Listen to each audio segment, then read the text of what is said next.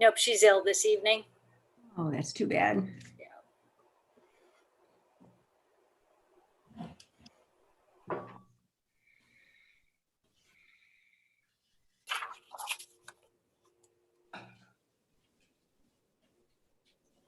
Okay. 7 o'clock. So I will call to order this regular meeting of the Mount Pleasant City Commission this October 26, 2020. And we can rise for the Pledge of Allegiance.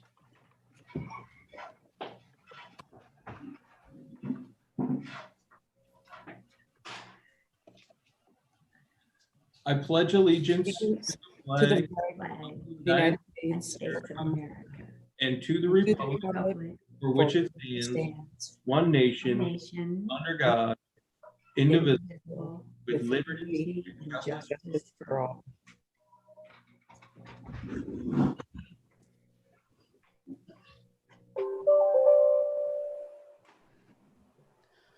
Clerk, has a roll been taken? It has. All are accounted and present except for Commissioner Lalone. One wrinkle that we're going to be required to do from here on out with the virtual meetings is we're going to do a roll call for attendance and just ask that you give your city, county, and the state that you're currently in. So Mayor Joseph. I am in Mount Pleasant, Michigan, in Isabella County. Okay. Vice Mayor Perschbacher. I'm in Mount Pleasant, Michigan, Isabella County. Commissioner Tolis. Mount Pleasant, Michigan, Isabella County. Commissioner Ronan. Mount Pleasant, Michigan, Isabella County. Commissioner Elsager. Mount Pleasant, Michigan, Isabella County. And Commissioner Gillis. Mount Pleasant, Michigan, Isabella County. Thank you. And tonight we do have a presentation from our fire staff, and I believe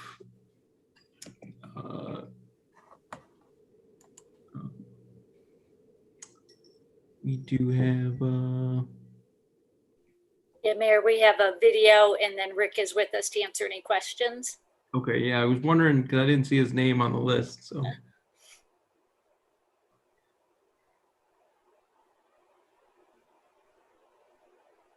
Good evening, everyone. My name is Rick Beltnick. I'm the fire chief for the city of Mount Pleasant. And this evening, I'm going to give you a brief overview of the fire department.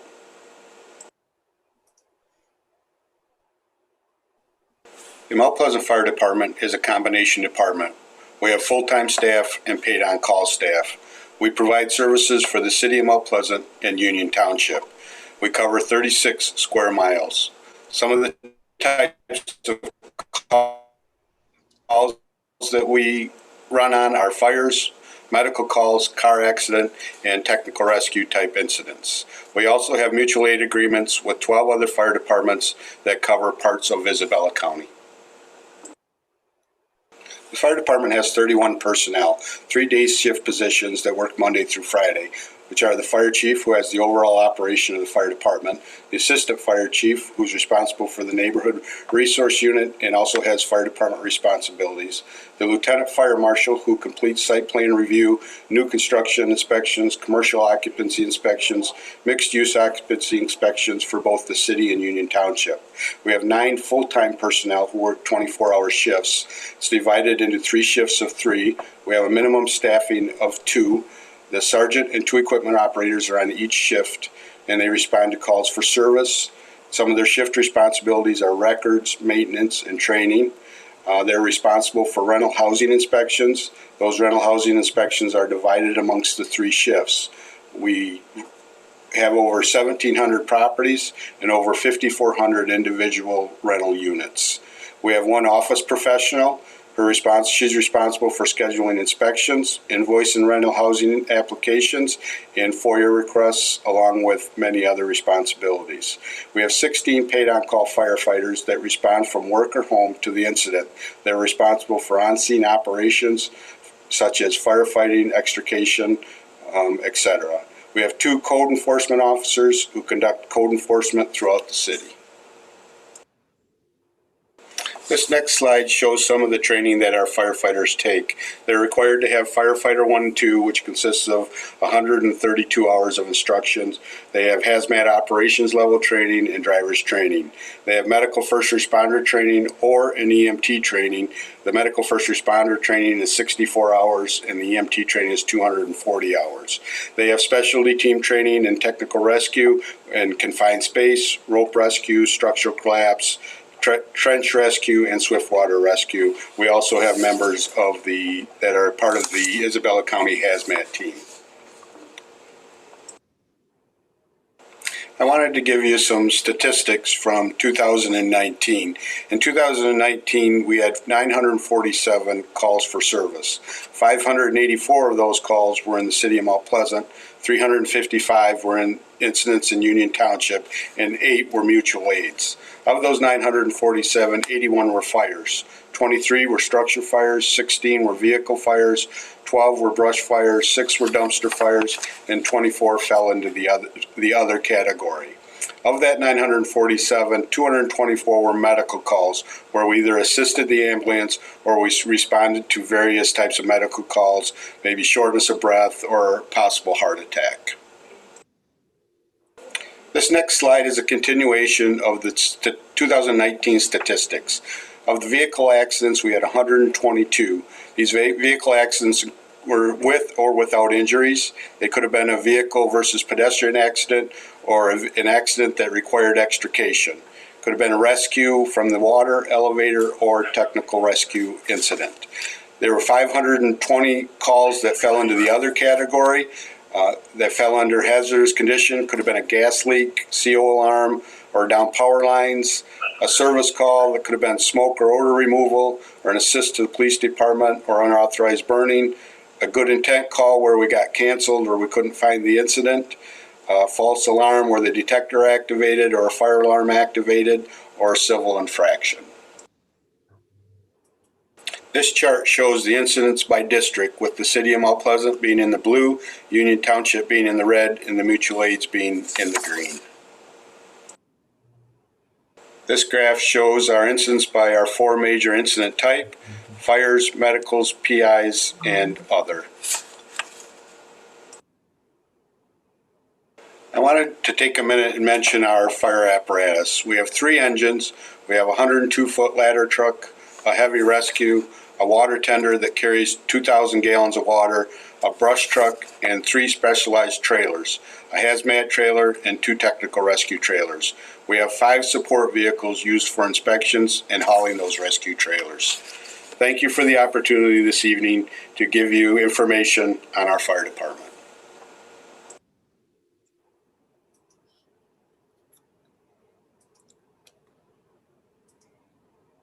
As I mentioned, Mayor, Chief Beltnick is with us if you have any questions for him this evening. Yeah. Thank you to Chief Beltnick for that presentation. It's very informative, and obviously your staff's performance on the job is one of life and death constantly in our community, and we really appreciate the hard work that you and your staff perform every day. Is there any questions for Chief Beltnick? I see Commissioner Toles' hand up. Yeah, Chief Beltnick, I got a quick question for you. When I was on the East DDA of Union Township, there was funding that was put into a reserve fund to replace the engine at one time. Do you know if that's still continuing to be paid to the city or not? I don't know exactly how they do their funding. I do know we just purchased a brand new engine from the township. We bought that last year, so and the township paid for that engine. But as far as where that funding came from, I guess I'm not positive on that, on how the township breaks up their funding.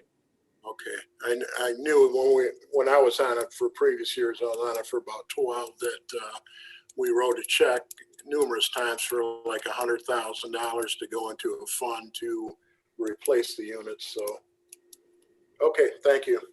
And just to clarify, Commissioner Toles, Union Township paid the full cost of that fire engine that was purchased last year. So between what they collected in taxes and what came from the DDA, it covered the full cost of the fire engine replacement. Okay, thank you. Commissioner Elsager.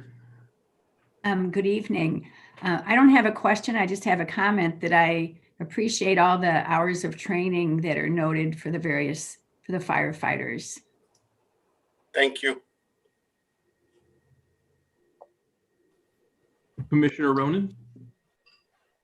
Yeah, I'd also like to express appreciation, but I also had a quick question. I've heard at times, we've talked a little bit about whether inspections of rental properties have to take place yearly, or if people pass them for a number of years, can they skip a year or something like that? You may not be the person to ask, Chief Beltnick, but is there any sense of that, of what the... I mean, currently we do them annually. We're into those properties annually, which I think is very important. We certainly make sure that the safety items in the residence, in the rental properties are operating properly, smoke detectors and those types of things. So it does give us an opportunity to get into those properties and make sure that things are safe. And to me, that's one of the main reasons why we don't have as many fires as we have, is because we are in those on an annual basis. I really appreciate that. Thank you very much. That's helpful. Thank you. All right, without any other questions, Chief Beltnick, I'd just like to thank you for your time again, and for your presentation. It was very helpful. Appreciate it. Thanks for having me. Of course. Thank you. Right. Tonight, do we have any additions or deletions to the agenda? Yes, Mayor, we would like to add an item number 14 to the agenda, which would be to have you consider a procedure regarding virtual meetings as a result of the Open Meeting Act changes. Noted. I would just move to accept that unless there is any objection by the commission. Okay, seeing none, item number 14 will be added to the agenda. Seeing no other hands up, I believe we can open up our first, or I'm sorry, we can go into our receipt of petitions and communications. I think you want to do public input first. Yep, I'm sorry. I'm jumping ahead. So I'll open up the public input. This is the time for the public to comment on agenda items tonight, and we don't have any public hearings, so anything that on the agenda tonight is fair game. And if you're joining us by phone, you can press number 9 to use the raise hand feature, and I can recognize you for comment. And if you're joining us by Zoom, if you go to the participants button on the bottom of your screen, it should pop up, and then you should be able to raise your hand, and it works just the same.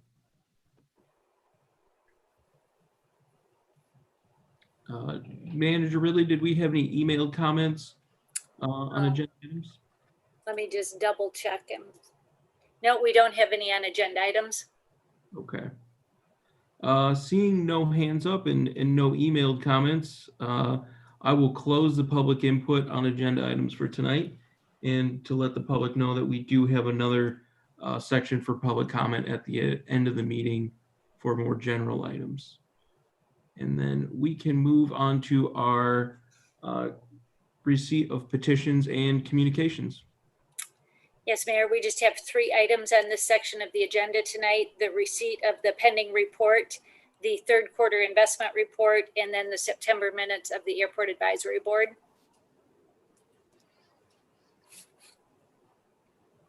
Thank you, Manager Ridley. Next is our consent calendar. Are there any items that need to be removed from the consent calendar this evening?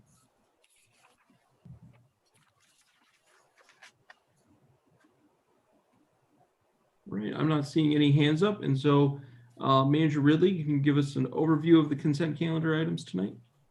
We're recommending the following for your consideration: the approval of the minutes of both your regular meeting and your closed session of October 12th.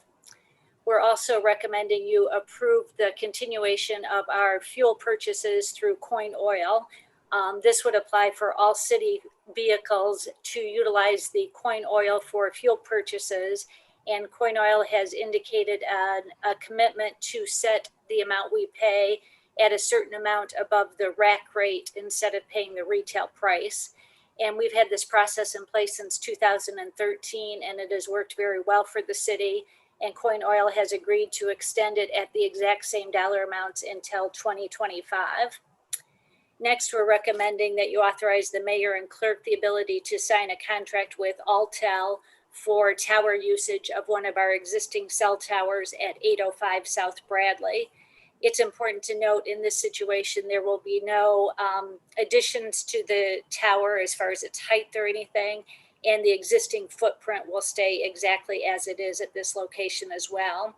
The contract has been reviewed by the city attorney, and it would be for a 5-year agreement with opportunities for extension. And the first year would be a revenue payment to the city of $30,000 and would increase by 3% each year thereafter. The next item is one you've done regularly, and it's to amend the contract with Consumers Energy. And in this case, we're recommending the deletion of one of our streetlight poles, because in this situation, there's a small cell provider who wants to put some of their equipment on a existing telephone pole, and it actually works better for them to put their own pole in place, pay for their own power, and have their equipment placed on it. So they would become responsible for all of the maintenance and the costs of that street light. And we could remove that pole from our contract with Consumers Energy. Next, we're asking you to set a public hearing for November 9th. And this public hearing is related to the changes to the zoning ordinance related to residential zoning standards that we previously spoke with you about, that were generally agreed to by the Home Builders Association. And you'll recall that after meeting with them a number of times, we came to some general agreement, and then you referred that matter to the Planning Commission for review and a formal recommendation. And we expect that the Planning Commission will make that recommendation to you at their next meeting. So we're setting the public hearing now so that we can be sure that gets taken care of before the end of this calendar year. And lastly is approval of payrolls and warrants.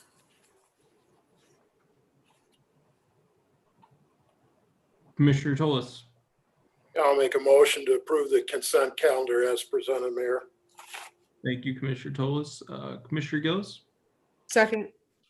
All right, we have a motion to accept the consent calendar in a second. Commissioner Elsager. I just have one question. The item number 12 on the agenda, I heard Manager Ridley give a date of November 9th, but in our printed agenda, it says November 23rd. You are exactly right. Thank you for pointing that out. It should be November 23rd. Thank you, Commissioner Elsager. Sure. All right, well, seeing no other hands up, I think we can go to a roll call vote on approving the consent calendar. Okay, Commissioner Gillis, Yes. Commissioner Ronan, Yes. Commissioner Tolis, Yes. Commissioner Elsager, Yes. Vice Mayor Perschbacher, Yes. and Mayor Joseph. Yes. Passes 6-0. Okay. Next on our agenda is item number 8, which is to consider a resolution to adopt Mid-Michigan Aquatic Recreational Authority, Isabella County, Michigan Articles of Incorporation. And to give a little bit of overview, I'll hand this over to Manager Ridley. Thank you. As you'll recall, we held a special meeting on September 17th with the Mount Pleasant Public School Boards, the Union Township Board, and the City Commission. And at that meeting, the results of the report from the study committee were presented by the chair of the committee, Mark Stuhldreher, and questions were answered.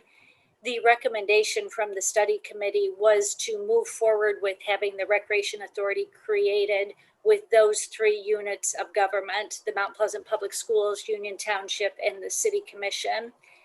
The resolution that's in your packet this evening would accept the Articles of Incorporation and to officially create the authority.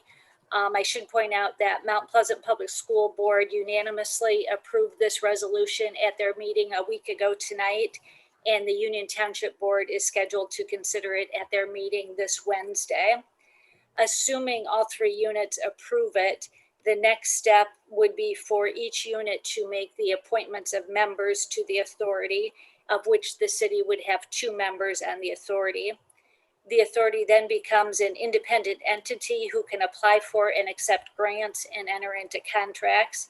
And that group would finalize any plans for an aquatic center and then decide when to move forward with a millage vote, which is needed for the construction of the facility. You may recall that the study completed by the Swim Friends of Mid-Michigan indicated there was enough demand for the facility that the projections showed that the revenues generated would be enough to cover the expenses of the normal operations and maintenance, but the taxes would be needed to cover the construction cost. On the call with us tonight are 3 other members of the study committee. Lisa Diaz-Seitzma is with us, Jennifer Verliger, and Mark Stuhldreher. And they are with us not only to show their support for this next step, but they're also happy to answer any questions that you might have. But we would recommend that you approve the resolution as presented. I just want to thank Lisa and Jennifer and Mark for being with us. I was also on the committee along with Manager Ridley, and we worked for over a year to really come up with this recommendation. I know the Swim Friends group has worked for a really long time to get the study going and to get this in front of the local municipalities and the school board. So this has been a project long time coming, and from the sounds of our work and what's going forward, that there is still a lot of work to be done, but it is going smoothly. And so I would look for a motion on the floor, and we can get into our conversation then. Okay, Commissioner Ronan? Yeah, I move to consider the resolution to adopt Mid-Michigan Aquatic Recreational Authority, Isabella County Articles of Incorporation. Okay.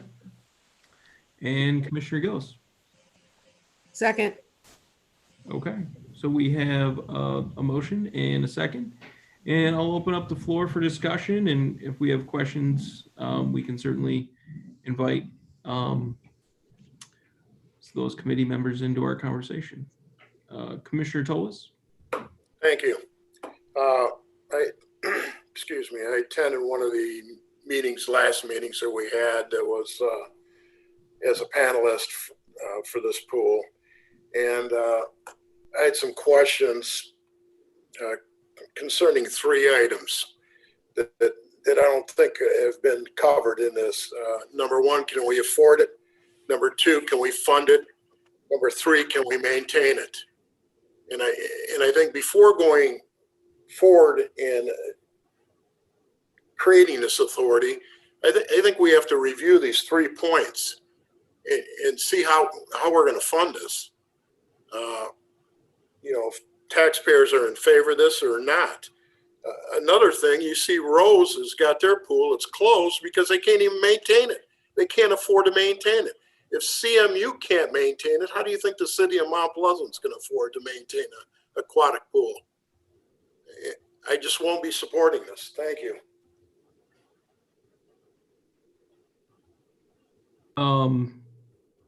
Commissioner Alsager? Thank you. I was part of the original group, Swim Friends of Mid-Michigan, and a real thorough study was done with an expert that we brought in.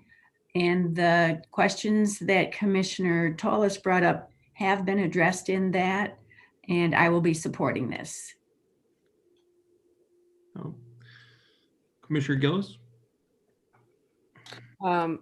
Yes, we have needed a community pool for 3 decades now, since the ending of the swimming pool down at Island Park was torn down. And of course, that was just a summer pool because it was an outdoor pool, a historical pool. and we've been promised that since the 1990s. But from what I understand, I was at a few meetings in a couple years ago when the group first started getting together with this idea and put a lot of time and effort into this.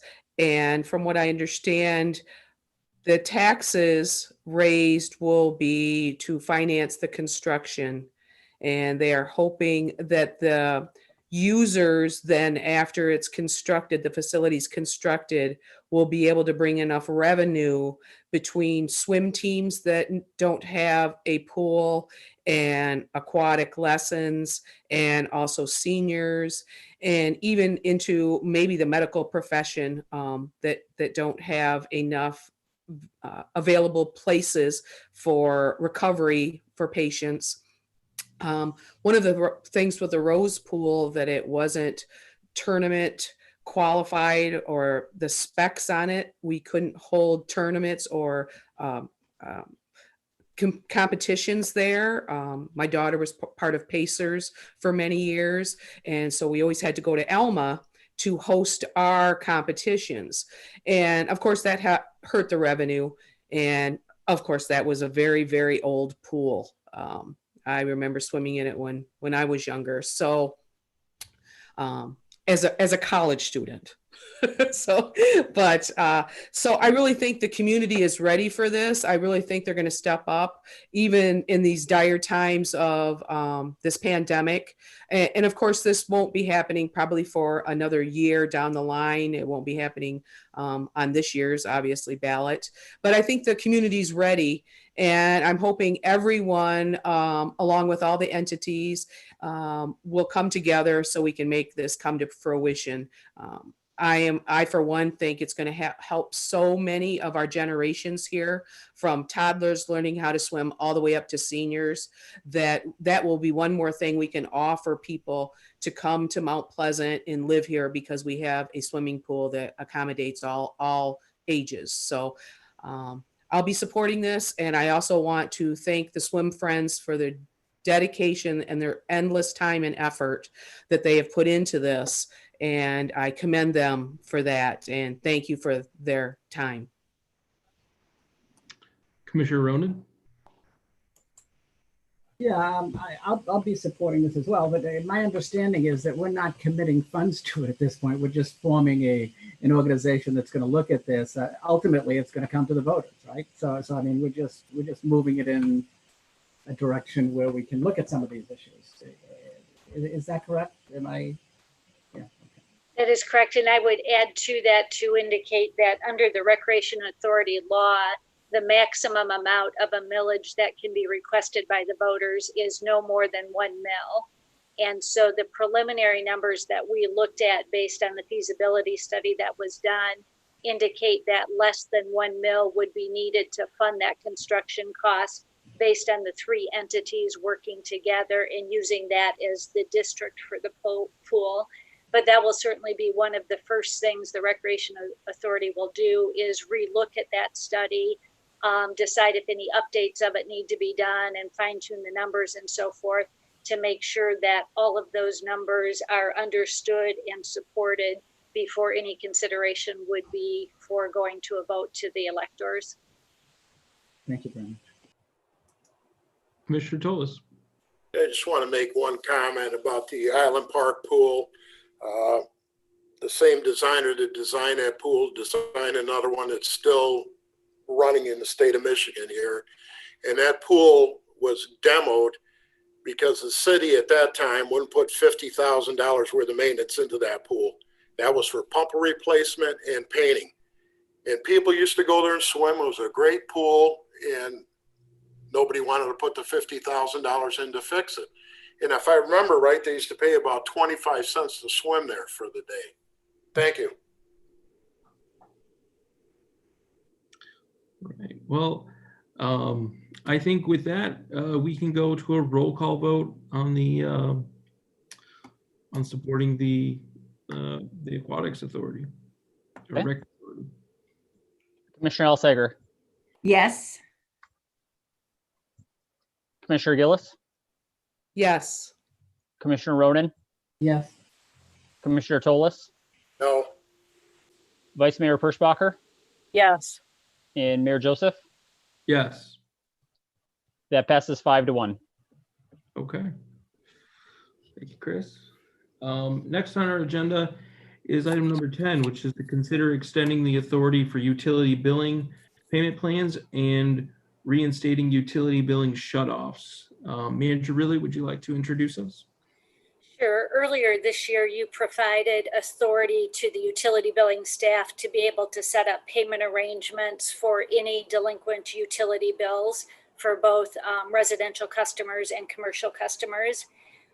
Since that time period, and I think it was approved in July, we've only had one customer that has requested such a plan, and the staff set it up with them. And unfortunately, that individual was not able to follow through and complete the requirements of the plan. But part of why we think that no one has pursued it is because the state executive orders have not allowed us to complete any water shutoffs. So the bills have just been accumulating and people just see them as they come each month. As indicated in the memo, we currently have 266 utility billing accounts that are delinquent, and the total amount of those 266 accounts is just over $50,000. And the bills don't go away, but the ability to set up the payment plans certainly would allow customers to start to bring the outstanding balance down, or at least stop it from growing as they continue to get the bills in the ensuing months. The executive order prohibiting shutoffs is no longer in place, so we do have the ability to reinstate water shutoffs. So we're recommending first that you extend the authority of the utility billing staff until March 31st, so that as they receive contact from customers, they would have the ability to set up payment arrangements that would help out the customers so that they could spread that delinquency out and address the challenges that they're dealing with. But we would also secondly recommend that if the state does not do any follow-up orders in relation to this issue, that we consider reinstating the shutoff process sometime in November. And the reason we recommend that is because it's been our experience that many organizations who assist people who are having challenges due to paying their bills will not offer assistance, particularly for utility bills, until the customer actually has a shutoff notice in hand. And so we believe that some local assistance could be provided to some of those individuals who really do need it and could use it, but they can't ask for that assistance until they have the shutoff notice. So we're asking you to give authority to the utility billing staff for the payment arrangements, and then also support reinstating shutoffs starting in November, assuming that the state would allow us to do that. I can tell you the state will, or the staff will be compassionate with individuals. It is not our goal to shut people's water off, but we also don't want the bills to grow to such a large amount that they can never catch up. So we feel like we need to do something to start chipping away at that, and also provide them the tools to be able to possibly get some assistance. And Marianne is on the phone call with us tonight and is much more familiar with this if you have any questions about how the process works. Thank you, Manager Ridley. Commissioner Tolis. One question before I make a motion, Mayor. Yeah, the beginning shut off, is that November 2020 or December 2020? We would give the notice in November 2020 for the first potential shut off in December. Is that correct, Marianne? Is that the current timing we were looking at? Yes, that's probable timing. Okay, I'll make a motion to extend authority of the utility billing staff to set up a payment plan until March 31st of 2021 and support the reinstatement of water shutoffs beginning with a notice on November 2020, starting on December 2020. And Commissioner Gillis. Second. All right, we have a motion and a second, and I will open up the floor for discussion. I just have one question for Marianne. The extending the deadline to March 31st, does that mean if, let's say I get a notice next month that says your water is going to be shut off if you don't pay your bill or part of your bill to become current, does that mean that payment plan will be extended over the next few months, that I will become fully paid up by the end of March? Yes, that would be the intent. And that date, how was that decided? In the original payment plan, we were setting it up for 4 months, and that got us through December 31st. And this would hopefully, if we get people to start up a plan in December, it would get them caught up in 4 months at the end of March. Okay. But we're looking at bills potentially back from is it April? Mm-hmm. Yeah, and the other reason for choosing March is in May, the outstanding balance according to the ordinance has to go on the tax roll. So we want people to get these cleared up before they actually go on the tax roll too. Okay. And when does that go out? The tax roll, it has to be, we have to give them notice in April, and it's becomes a lien in May, and then it goes on their July tax bill. Thank you, Mary Ann. Commissioner Gillis? Yes, a couple questions. If it is a tenant who hasn't been paying their water bill, and then it becomes the landlord's responsibility, is that correct? It's a lien on the property, yes. Yeah. And out of the over 200, what was the number of delinquent people? Was it 266. 266? And are any of those commercial properties or apartments, like, large apartments like Chase Run? We Or haven't done an evaluation. We know it's 266 customers. As we start to work through the payment plans and things like that, then we'll be looking at what type of customers they are. But right now, we don't have that analysis done. okay. So you wouldn't know if it was any businesses that have gone in arrears. I just wanted to know if it was a lot more residential units that are in arrears or commercial, a little bit of both. Sometimes if people can defer a bill, they will. They may have the money, but if they can defer it, just because people make money in their own pocket, if this was someone's tactic not to pay for several months, just because they can. And Marianne, we know that list is a combination of residential, commercial, and others. We just don't have the breakdown of how many are in each of those categories, because that's more of a manual process. We don't have a way that's coded in the system. So we don't have that breakdown. Okay, thank you. I'm going to be supporting this because I know at a $50,000 worth of arrears and utility bills, if we can't give these people an avenue to get relief from Salvation Army or the other places that they can have some help, that can't happen. And if they're able to pay but aren't paying for whatever reason, but they're able to pay, this might give a little more impetus to pay your water bill rather than us accruing that deficit. So I'll support this. Commissioner Tolis? Yeah, thank you. Commissioner Gillis asked one of the questions that I was going to ask about the commercial and residential split. The second question was, Mary Ann, this 266 number, do we know what the total users we have, what that number is? The amount of accounts we have are 6,100 because we have some people who have inactive accounts on the same address. So I know there's 6,100. So 266 out of 6,100 are delinquent. For an amount of 50,000. Correct. Thank you.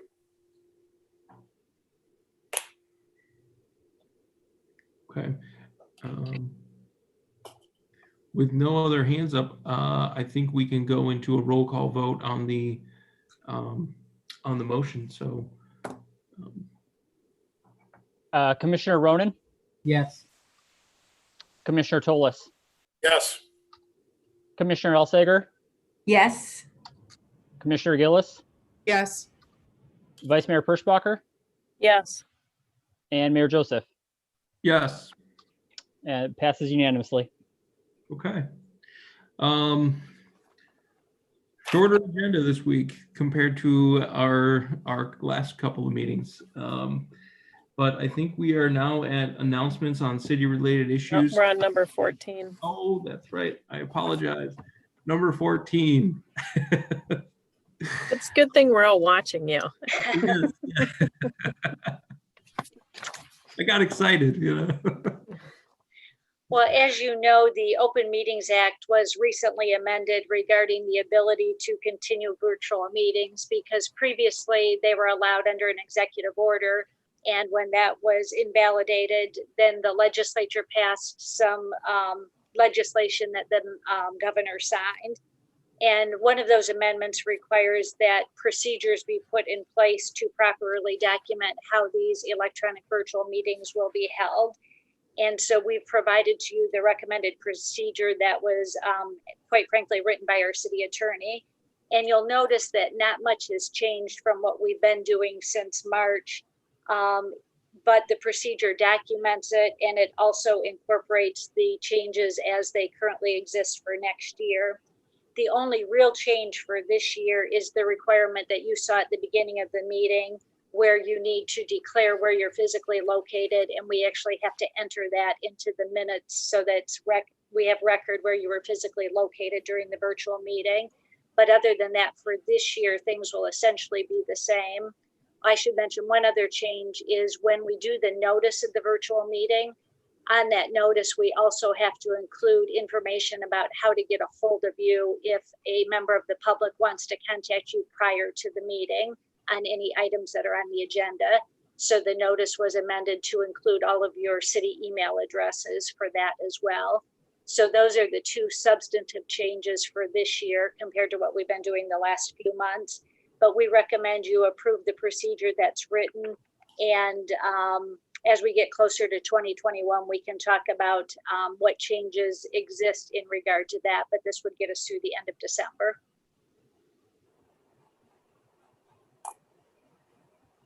Commissioner Gillis?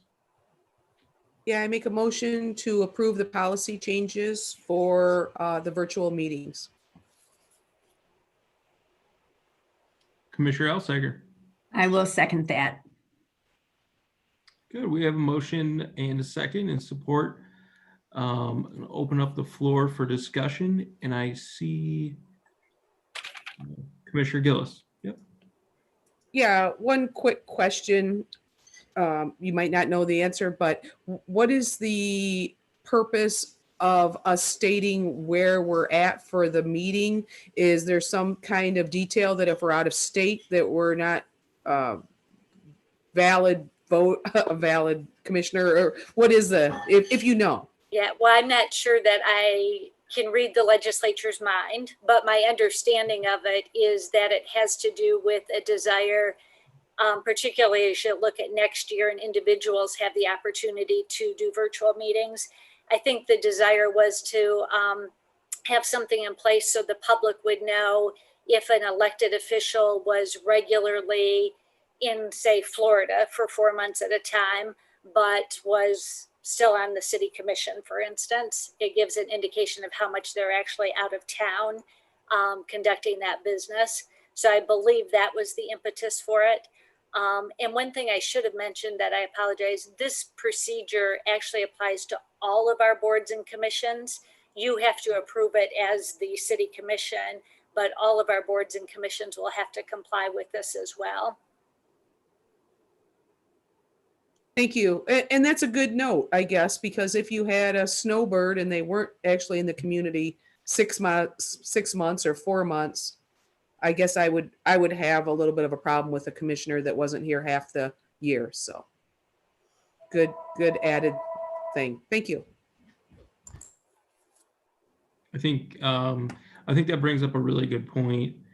When the Supreme Court ruled against the laws that the governor was using for her executive orders, and the question came up around City Hall is whether or not we wanted to continue doing virtual meetings. Obviously, I think that was an easy answer for us because I think this board is committed to keeping everyone safe and practicing social distancing as much as we can. But one of the first things that came to my mind was also our volunteer boards, who are, they're not compensated. We, sometimes struggle to fill those vacancies, and those people are out of their goodness of their heart and their sense of, serving their community, are being a part of the city organization in that way. And so we really value that. And this allows them to remain safe as well, while also helping their community. And so to me, that's the biggest plus of this. And I appreciate the work that staff has done. And hopefully one day we won't have to do this and we can get back to City Hall. But until then, I think we should err on the side of caution. Well, with no other hands up, I think we can go for a roll call vote on the motion. Okay. Commissioner Alsager, Yes. Commissioner Gillis,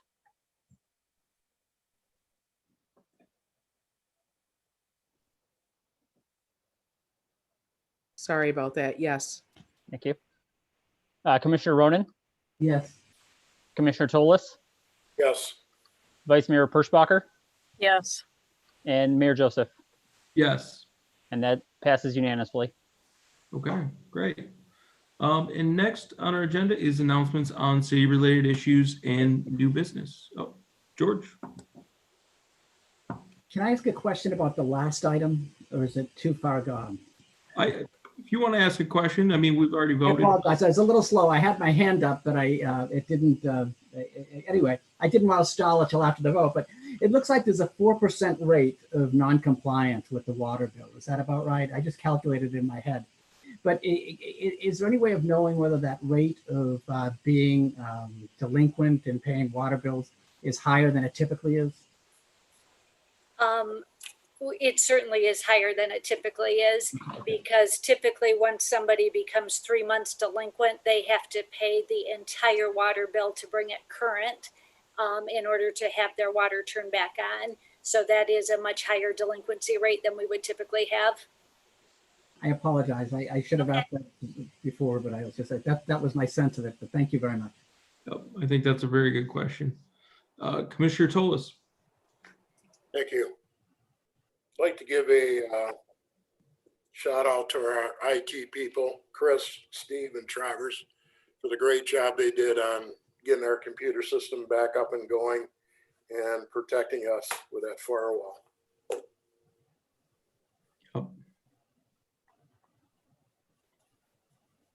I think, well, Commissioner Gillis, go ahead. Yes, I would like to encourage everyone to vote if they haven't already. We have an outstanding number of absentee ballots coming back into City Hall, so go team.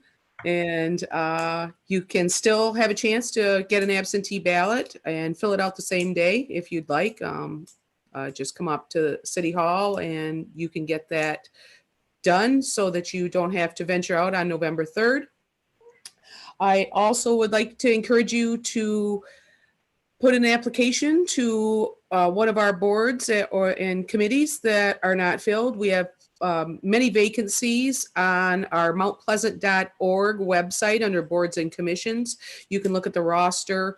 There's probably almost a dozen vacancies. So if you have any interest in filling some of those positions, and just as was mentioned, you can do that virtually. So we wouldn't be getting in groups. So there's no risk to our community members who may be willing to step up and serve and be part of our team. So please join us. And thirdly, I would just like to mention, as we're developing our master plan and discussing it at the work session later, and there's been so much talk about missing middle housing here in our community, I started to look, and we're in unfortunately, our census had to end a couple weeks early, and we didn't have a very high percentage. And I know all of my fellow commissioners are feeling that long heart because we didn't get really what we because I've served in a census twice before, so I know how desperate that is to get those numbers and the people that worked out in the field. And unfortunately, we got cut a little short. But I did want to mention from the year 2000 to estimates of our population at 2019, and of course we'll get a better number because we really didn't have the turnout, but it shows that we have declined about 150 people from the year 2000. So in 20 years, in 19 years, 2 decades almost, our population here in Mount Pleasant has not increased, it has decreased. And unfortunately, we all know the declining enrollment at CMU to no fault of universities, but that between the pandemic and the cost of education, which I always support free education because I think that's one way that we could fulfill our universities if we were able to. And I say this from experience. I work in school systems, and when I talk to kids that are in 5th grade and tell them, oh, you should go to college because you're great at this. I've had students in 5th grade say back to me, I can't afford that. I can't take on that debt. We're talking 11-year-olds that are already saying in their head that they can't go to college because of the debt that they would incur or their family would incur. And so for me to try to combat that, to try to say there's scholarships out there, and I always say to them, hopefully our leaders, by the time you graduate, will have worked this out so you can go to college. And we already have now a 2-year plan that our governor is offering. And we have our workforce that was what's it called? The work for this grant that for essential workers now are granted 2 years of community college. So we're on the right track. And that would also, back to my issue of our population decreasing.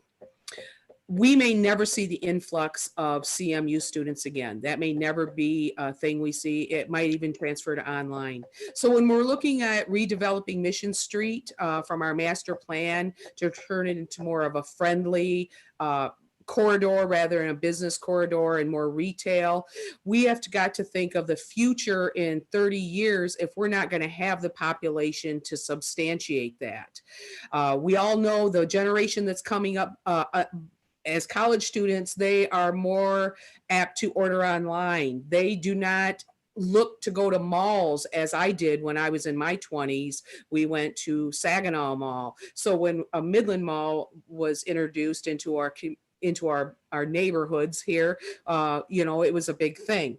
But we are losing populations and filling this with a missing middle when we will be having housing stock that becomes vacant and be it around the university hub or other places in our neighborhoods. We may not have to, as a city commission, get into manipulating housing stocks because that may happen on its own from market demand and for the reducing of rent prices because people can't fill their rental units. So just keep that in mind when we're looking at the master plan and the community, that in the last 2 decades, our population here in Mount Pleasant has gone down. Not a lot, but we haven't stayed stable, okay? So, and we haven't increased in 2 decades. So making a lot of decisions this way to influence housing and to influence Mission Street because we expect loads of people to come here or new people to come here or new businesses to come here may not be a realistic vision of our future. So with that said, I thank you for listening and appreciate it. Mayor, if I may tag on to one of Commissioner Gillis's first comments about voting, it's probably a good time to remind voters too that the city clerk's office will be open this Saturday from 8 to 4 for anybody who wants to absentee vote. So that's another resource available for those who are concerned about election day or have had a conflict come up. You can vote in person on Saturday as well. Thank you. I just had a couple things, and I'm probably piggybacking off of Commissioner Tolis and Commissioner Gillis a little bit. But the IT staff, again, what an incredible job that they have done. Manager Ridley sent us an email last week that said some of the investigators from the Michigan State Police had said that in other communities, that their city hall and their city functions were shut down for at least a week or more. And we were able to open up a couple of days after the attack and really sort of get back to business as normal shortly thereafter. And I know they're still working hard to,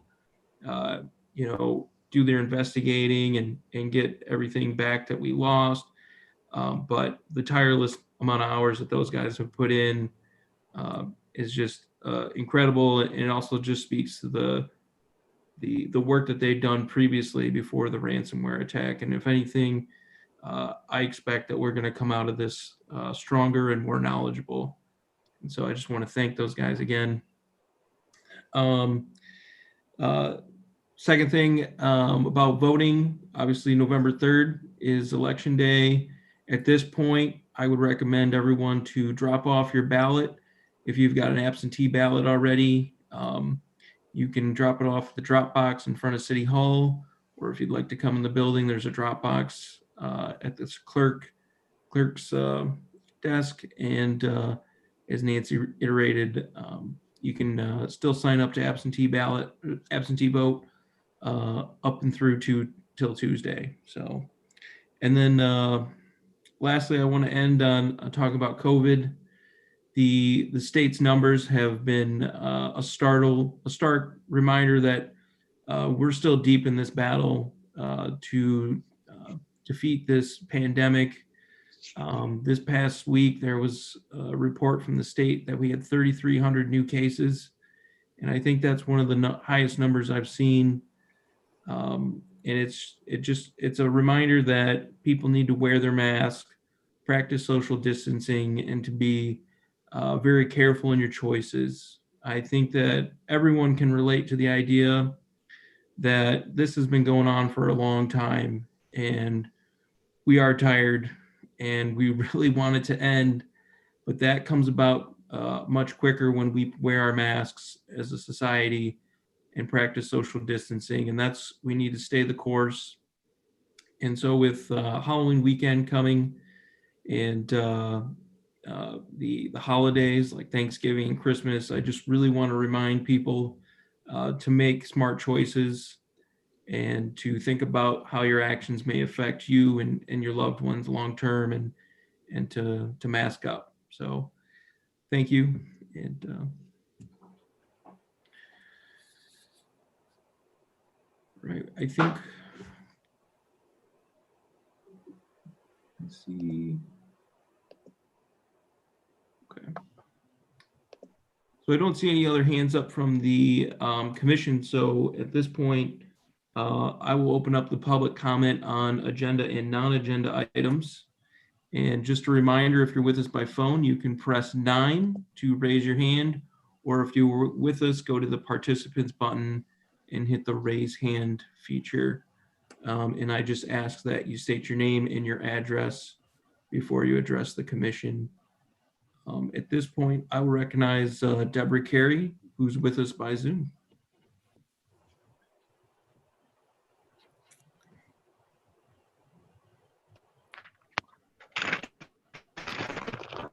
Deb, you should be able to talk. Greetings. I'm Deb Carey. I didn't hear that. I'm sorry, I was just saying that you've been moved in so you can speak at any time now. Okay, thank you. I'm Deb Carey, speaking to you as a small business owner of Consanos.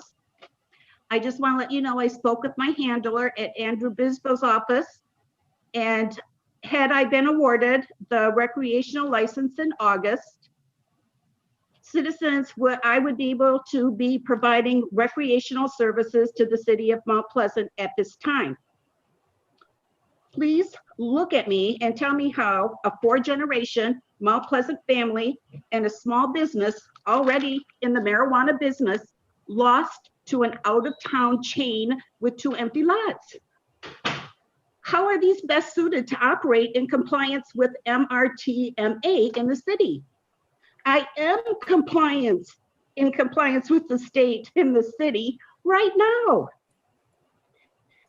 To me, it is unbelievable that you're not coming to my defense. You helped Motorless Motion get their grant. You helped Green Tree Co-op get their new location. I invested 25 years of 24/7 on call delivering babies into my hometown, into my business. It just doesn't make sense to me. And I bet it doesn't make sense to you.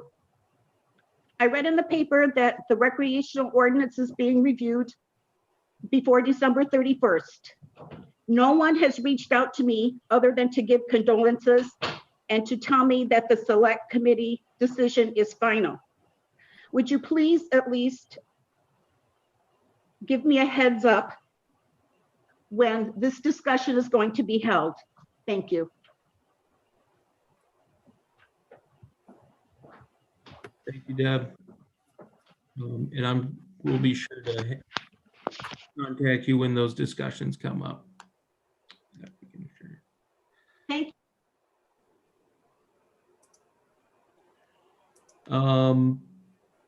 I don't see any other hands up. Manager Ridley, did we have any emailed comments for the commission? Yes, we did receive 3 this afternoon, Mayor.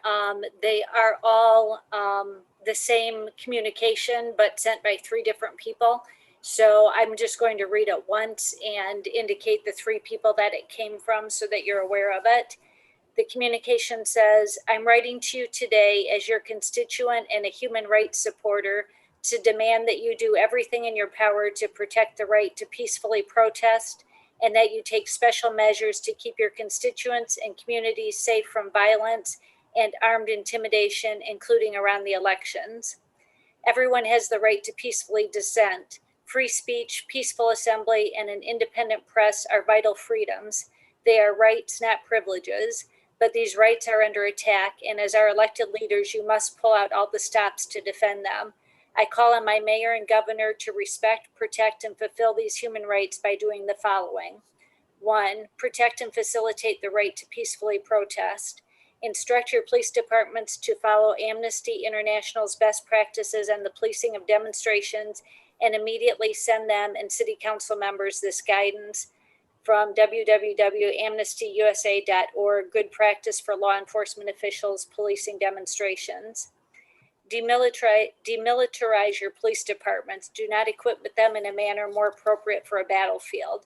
Do not use excessive force military-grade weapons. Chemical agents like tear gas can result in serious injury or even death. They should not be used as a last resort. They should only be used as a last resort with advanced oral warning, sufficient time to disperse, and all precautions taken to protect those at high risk and avoid harm.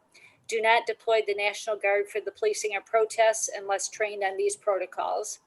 Number 2, denounce racism, discrimination, and hate, and take special measures to protect individuals and communities from armed groups. Publicly denounce racist, xenophobic rhetoric and incitement to violence, and condemned armed private groups using hateful rhetoric and threatening intimidation and harm. Make it clear that such armed private groups are not authorized to protect the public and that they pose a risk to the human rights and public safety of others.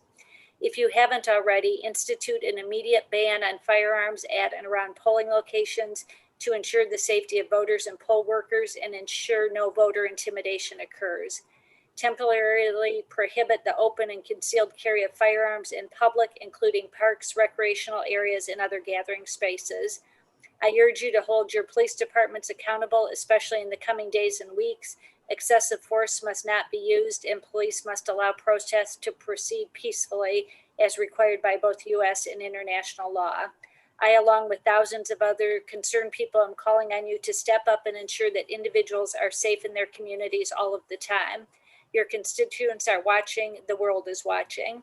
And this came to you from the three individuals of Norma Bailey, Sarah Saffa, Saffa, and John Lorand, none of which provided an address to go with them, but those are the three individuals that sent those letters today. And those are the only written comments I received.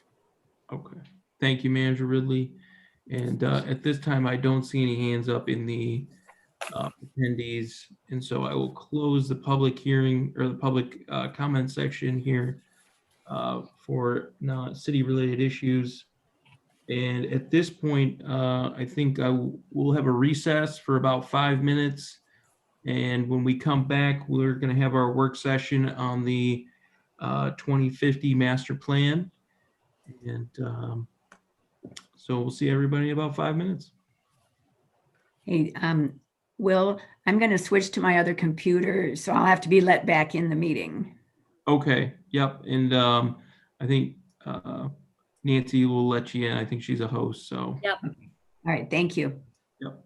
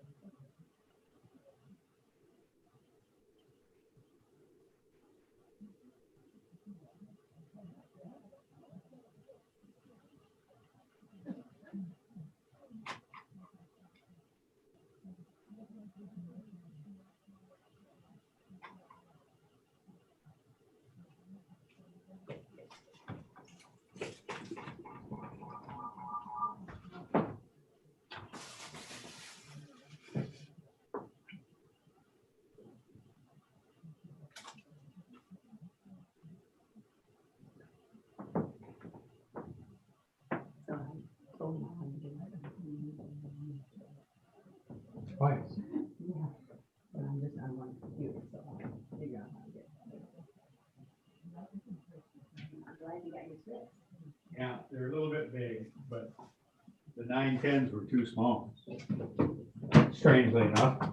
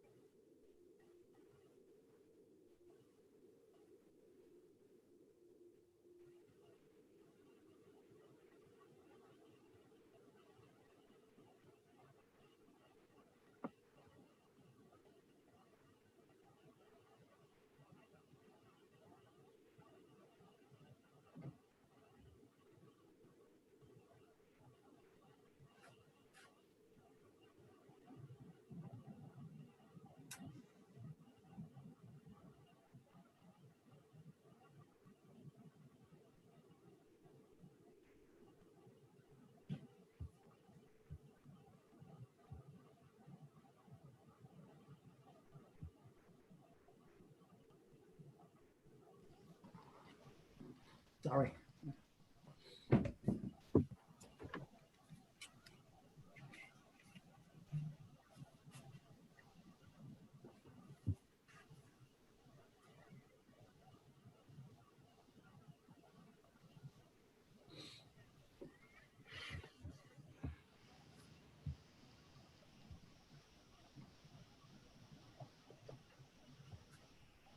All right, now that we have everybody with us, I think we can get back to our meeting and start our work session on the 2050 master plan. Tonight we've got from city staff, we've got Chris Bundy and Jacob Kane, and then Paul Lippens from McKenna, who's joining us. Good to see you, Paul. It's been a minute. And I guess for tonight, obviously all commissioners had time to submit questions. We've got about 9 different questions that were submitted. And so what I'd like to do for tonight is we can work through those questions. And then at the end, if there are other issues and questions that commissioners would like to bring up, I think that's when we'll do that. And so I guess really we can just sort of dive in unless, Nancy, did you have anything you'd like to add? No, I was just going to suggest, since Jacob has kind of been our lead on this project, that maybe he can take the lead on starting to answer the questions, and then he can pass them off to Chris or Paul Lippens, or if there's any questions related to the DDA, Bill Merdaze is with us too. So we can let Jacob pass them off as he sees appropriate, if you're okay with that. Yep, I think that's great. So our first question is, what changes have been made to the plan since the last presentation? And we've got some feedback from different stakeholders. And so. Sure, I can start by summarizing some of those changes. The bulk of those changes from the township, from the university, and from the mountain biking advocates had to do with book 4, the book on parks. The township contacted us with some updates to the parks inventory. So you'll recall in book 4, there's a list of not only the city's inventory of parks and recreation programs, but also other outside amenities, both public and private. We also got information from the university with regard to their facilities and access to their facilities that they asked to be included. None of which is a surprise, given that we've had a draft of this plan in existence for over a year now, and things do change. And so some of those updates were made. We also received some updated enrollment data from the university, which was included in book 5. As I mentioned, the mountain biking advocates, you've seen the communications on that, and there was some information added to book 4 with regard to Indian Pines and the request for mountain biking facilities at that park. The final, to loop back to the Mission Picker DDA, there was a request from the Downtown Development Authority to add some language to further clarify the conceptual nature of the plan for Mission Street that's included in the master plan. And so McKenna will be working on that updated language to include in the plan prior to the plan coming forward for public hearing at your next meeting. Right. All right. Well, thank you, Jacob. And are there any, I guess, questions for Jacob or on that specific area? Okay. Next is the street designs for shared or striped bike lanes. And question was, is there room for changing that into possibly segregated bike lanes for increased safety? I'm going to hand the floor to Paul for the next two questions. Sure. Thank you, Jacob. And thank you, Mayor. It is good to see everyone on the commission tonight. And it's great to be at this time in the plan where we're talking about adoption. I did want to also briefly comment on the last question about changes since the last plan. One of the things we did do that didn't necessarily result in a change, but the city and city commission asked the city to do some additional outreach this summer. And I think it's definitely worth noting this evening that we did hold a series of outreach events, a webinar, and the city did a mailing to the entire city to let residents know that we were entering this part of the process when we were considering adoption and seeking some extra input as a part of that 63-day review period. So within the process, this is really where we want to be. We've really asked, we've done the public engagement. The charrette that we did more than a year ago now was, it was fun. And it was a model experience for what you do to create a plan that's inclusive, that vets ideas, that really is fundamentally the process was interested in getting ideas from the public and involving the public in crafting this product. So segueing back to the question about street designs and particularly question number 2 here, the ideas in the plan for creating a roadway network or a transportation network that is more accessible for bicyclists and pedestrians ran through all of the public engagement that we conducted. And particularly what came to the top a lot was the relationship between the city's park system and the neighborhoods and the downtown places. And this question about making sure that the bike network is safe and accessible is really related to that. So the plan has a few cross sections in it, but I would not necessarily characterize those as street designs. I would characterize them as street typologies. So within a street typology, what we've said is this type of street, and there's several typologies in the plan, but say one of them is a multimodal thoroughfare, one of them is a multimodal avenue. You could have a protected bikeway or a segregated bike lane, which is an on-street facility that has some type of a physical separation, a bollard, a curb. You can even get more segregation with plant or plantings. Those types of facilities could certainly be included in the system and are certainly within the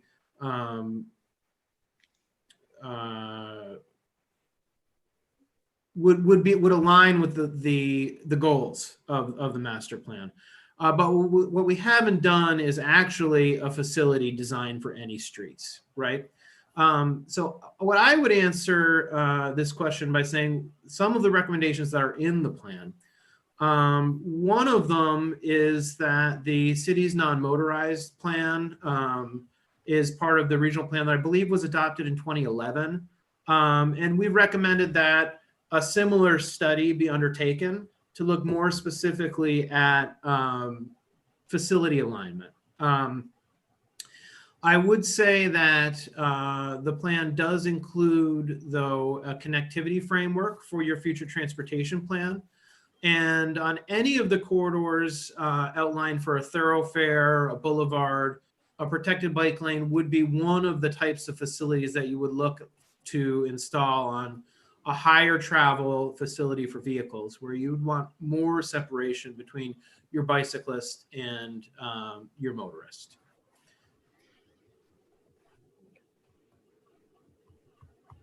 Thank you, Paul. I think that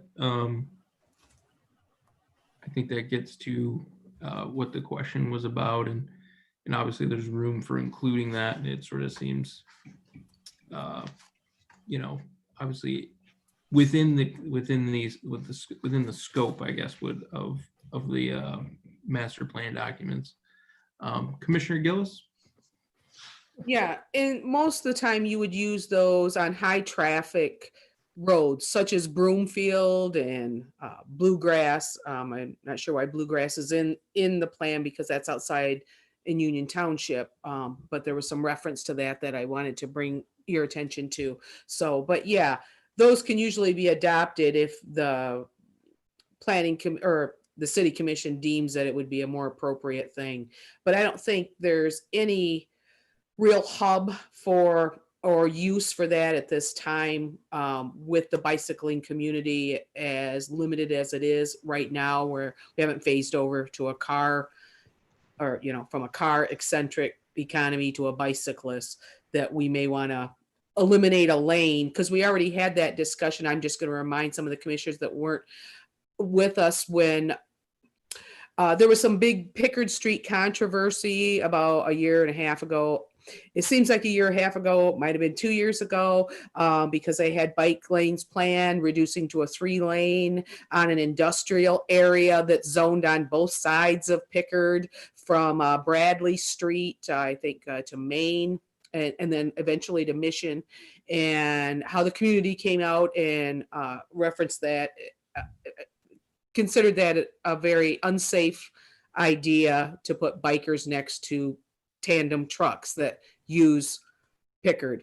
But but one of my concerns is later on in the book, there is some mention of Pickard Street being an area for non-motorized transportation, along with the idea of changing M20 down to Pickard Street.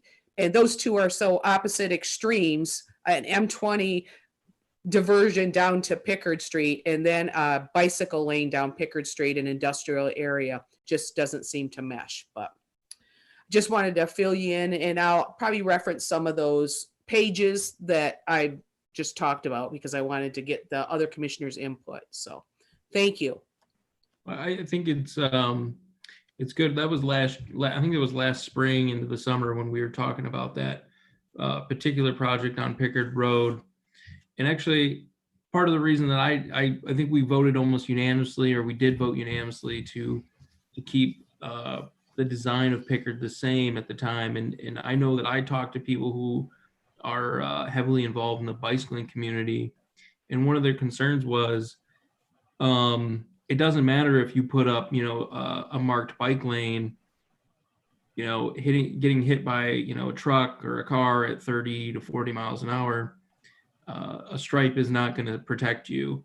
And that's why, that was my question. And I brought up a segregated lane because it offers more safety, more awareness, and is obviously, I think, something that we should look to incorporate into our road designs in the future. So, Mayor, if I may. Sure. I think that the conversation Commissioner Gillis and yourself just had highlights my response as well, which is that the master plan, we did not make any specific facility recommendations, but more looked at the alignment of the system. And, you know, we know that the conversation on what to do with Pickard was happening kind of while we were drafting this plan. We talked about it at the charrette. And this is like one of those things where I would say there's lots of ways to skin the cat. But you know, Commissioner Gillis, your comment that when you do have trucks or an industrial place, you want more separation, right? And this is an instance where we even talked with city engineering, and some talk was had about whether or not a trail or a side path, a totally separated facility, might be the best thing for that alignment. And so that's how you, in the plan, when we reference something about biking on Pickard Street, we recognize that that could also be a trail.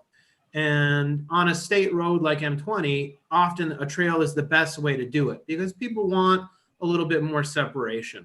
And when you go east past Mission on M20, that certainly is the kind of place where you would imagine more like a side path or a trail being the best type of solution there. And I think we'd have to look for, there do need to be some more study about how what happens on Pickard there when you get west of Mission Street. So that's why the plan doesn't actually commit to what the best type of facility would be.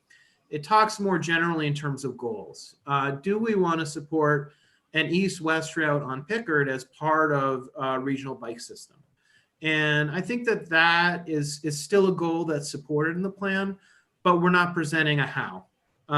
We know that the on-street bikeway is not something the City Commission wants to pursue, so that's not in the plan.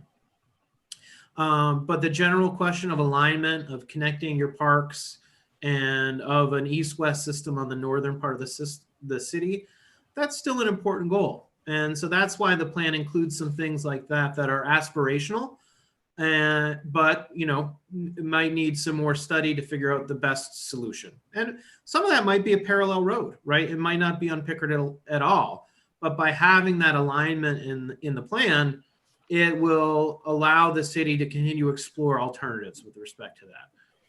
So I wanted to make some comments there because I felt like there was some explanation on kind of how you can use this plan to achieve a result in your multimodal system. Thank you, Paul. Commissioner Tolis.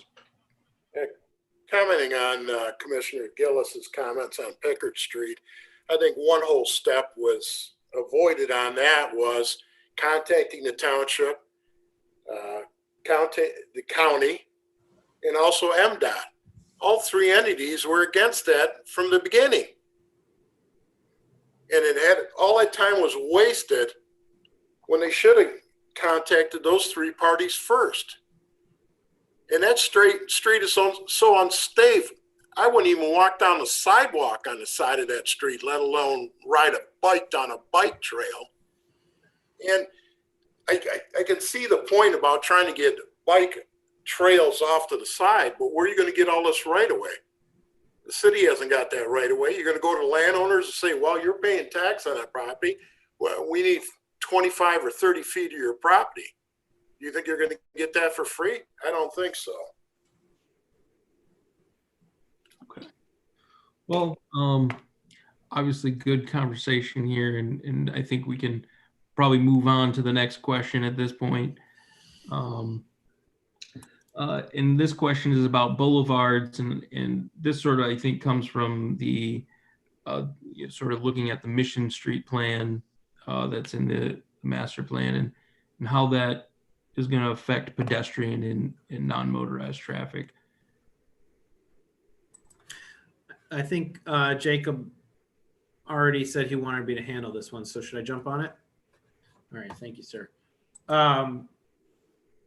So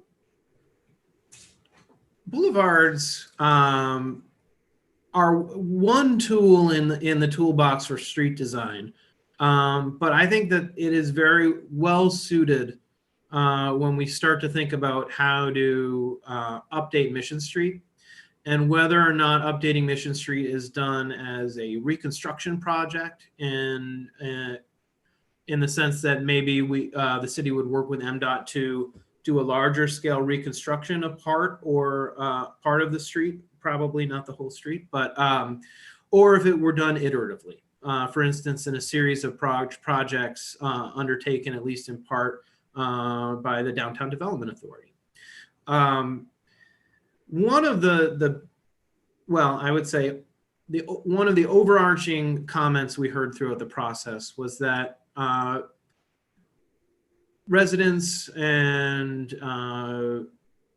business owners wanted some kind of a change on Mission Street. They want improvements. They want it to be more habitable, better street.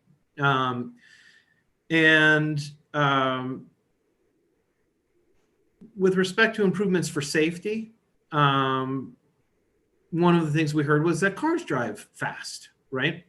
So the boulevard, in addition to kind of having an aesthetic improvement, trees look good, it will help to make the city more attractive. We know that when you have trees in an area, it also contributes to higher property values, things like that. But the other thing that they do is they change the visual field for drivers and make people slow down. And this is a principle that is often referred to as traffic calming, right? So how do you influence drivers to drive safer, to drive slower, and to drive in a way that is respective of the environment they're in? One way is to, or you'd think that you could do this just by changing the speed limit, for instance. But we know that but actually changing signage doesn't influence drivers' behavior.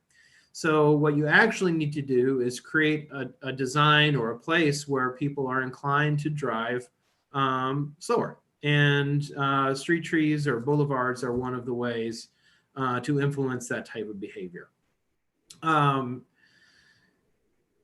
So I could probably expand, but I think that this question is asking me to make the connection between how planting trees on the street, how creating medians can help to create a safer street beyond doing things like just creating crosswalks or creating bike lanes, that we actually have to take one step further and intentionally design a street that is a place, a habitable place, that is, a business place, a place for people to congregate, a place for people to be, and something that is, representative of Mount Pleasant's front door. And so the visions that are included in the plan really set policy goals on the types of things that should be included as the city looks to implement and modernize street design for Mission Street. Thanks, Paul. Commissioner Toles? Question for Mr. Lippman. I know the last time I was present at one of the charade meetings that we had, talked to a couple of representatives from your company. I couldn't remember who they were. And I asked them about MDOT and these boulevards and roundabouts. You know that Mission Street and Pickard are controlled and governed by MDOT.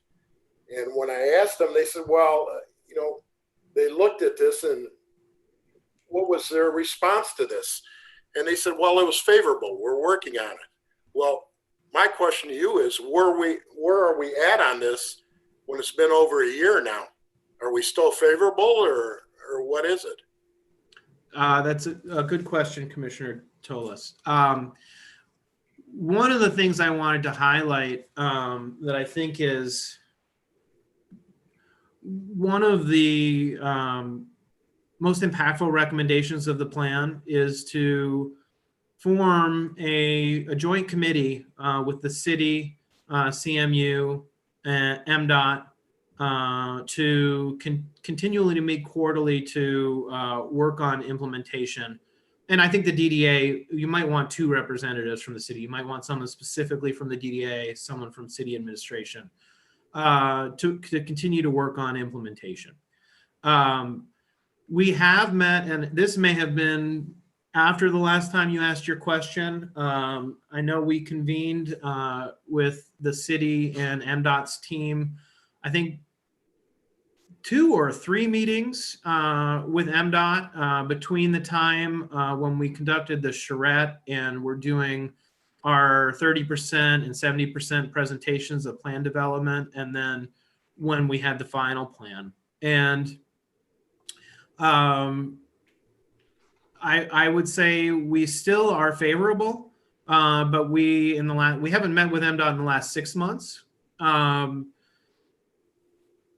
So I would think that once the city commission adopts the plan, that it would be prudent to schedule those meetings and to start working on implementation.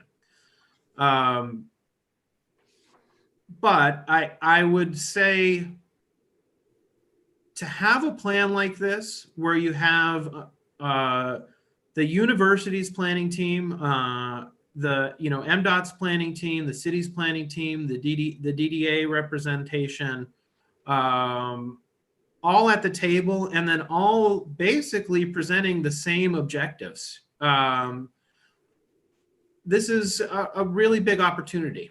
And what we're looking for in terms of the master plan is not the final plan. And this is something that we talked about with the DDA fairly extensively 2 weeks ago. And Bill is here tonight as well, and he may have his own comments on this. But what we've presented here is a vision, and it's a vision that the city first and foremost aligns with the city's zoning ordinance, and will help to create the types of places that the city's zoning ordinance already permits via public investment in infrastructure. So this is really a first step in articulating the city's vision, but it's not a sole vision. It's also the vision of CMU. And then it's also, and I think, Bill had said this to me even recently when we were chatting about this, that in the past, when MDOT has tried to undertake improvements on Mission Street, it's been without city input. So this master plan really is kind of a major step to start the conversation from the city's perspective in what should be considered in that redevelopment project or corridor redevelopment process, which is it's a broader project, and it's not a city project. It's an MDOT project. It's a CMU project. And that part of the process is really the next phase, but I think it's an exciting next phase. I think to be at the point where you're looking at adopting a plan that fundamentally presents a vision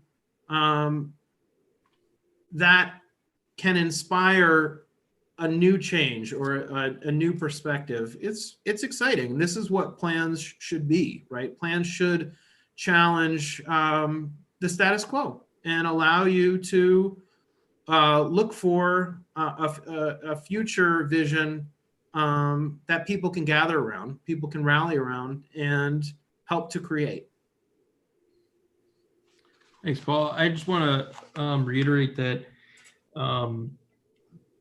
in the master plan, obviously upon approval, those quarterly meetings working with CMU and MDOT that will look at traffic volumes and pedestrian or non-motorized, modes of transportation, and also how to pay for it is a top priority and something that will be addressed within the first year, as outlined in the plan. And so really it's, passing the plan is kind of where I think Paul is getting to us.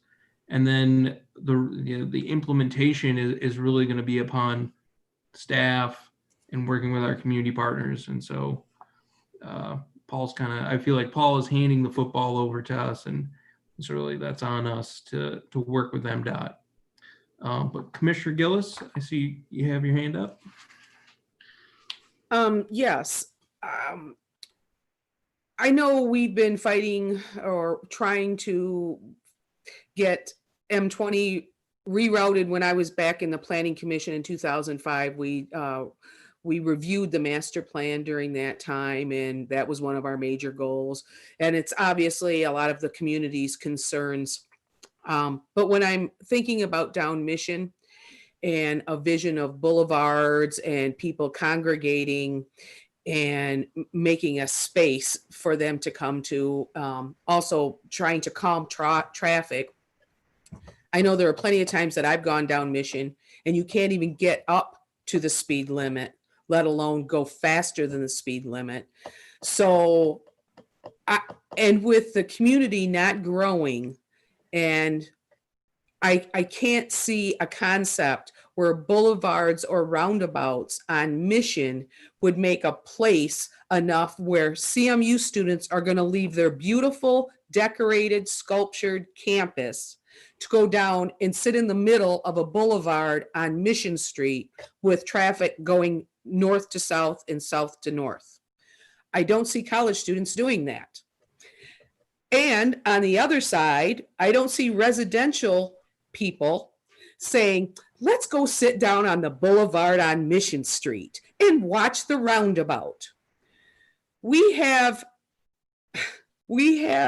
benches all the way down Pickard that the DDA, the Union Township, put on, and the baskets that are coming from the light poles, decorative desks. I have never yet seen anyone sit at those benches along M20 east of Meyer that go along that were furnished by the DDA. I've never seen anybody even walking down the sidewalk being so out of breath they needed to take a break. And yet our concept in the next 30 years is to try to make boulevards and places along Mission Street and make it into an area that's going to directly compete, by the way, with downtown. That we are we're struggling with keeping our downtown alive and getting people to congregate downtown. And you want to make an alternate area on Mission Street by telling traffic to go elsewhere or making boulevards to slow things down. Green space, I do love. Boulevards in the middle of Mission Street and roundabouts on Preston and Bellows. Broomfield roundabout, I can see that. It's one of the highest traffic area intersections that have the most accidents in the state of Michigan. I can see a roundabout there. But all the way down Mission Street, I don't think would serve a purpose. And on the other side of Mission, to the east of Mission, we have residential areas. We don't have high density apartments. We do Chase Run on Isabella, which has a huge park right next to them. I can't see any residential people on the east side of Mission saying, let's go sit on that boulevard on Mission Street and have coffee. One of the things we do have in Mount Pleasant is major parks, beautiful park system, lots of them. If we're going to make places for people to congregate and sit, I don't think it's going to be on a thorough way like Mission Street, where we're going to make boulevards or put roundabouts in. I would rather that money and attention go to parks and maybe even try to help people around parks open businesses that may have then people using green space, using outdoor space. But I just can't see in the next 20 to 30 years anyone making a point to go sit and changing the amount of traffic that goes down Mission, because the only other place you could put them is down Isabella. If you want to get the traffic off of Mission so it's more slow and calming and it's a more of a place like downtown, a second downtown that is going to be a competition for downtown, we're going to be diverting all that traffic down Isabella. And no one wants to see their businesses suffer because they don't have traffic going down in front of their businesses. So that is my opinion on the vision of transplanting Mission Street into a downtown center. It does, when I read this plan, it reminds me of a big city's master plan. It does not remind me of a small town, college town, Mount Pleasant. Those kind of boulevards are needed in bigger cities because it's all building and it's all pavement. But you walk a block either way off of Mission Street and you're going to find either a school playground or you're going to find a park or you're going to find our campus. Lots of green space. We are not totally have so much infrastructure. We're going to have to create boulevards on the middle of Mission Street. So, but that's how I feel about boulevards in an area like that. Thank you. Okay. Well, I think we've sort of gone around the issue of the pedestrian safety and the bicycle safety, but so I think I feel comfortable moving on to the next question if everyone else does. Okay, and I think the next question is about connector streets along the Mission Street corridor, and that was a question I think that comes from it's that it wasn't really mentioned much maybe in the plan specifically, and how those become prioritized if you know, a new vision for Mission Street becomes I guess reality.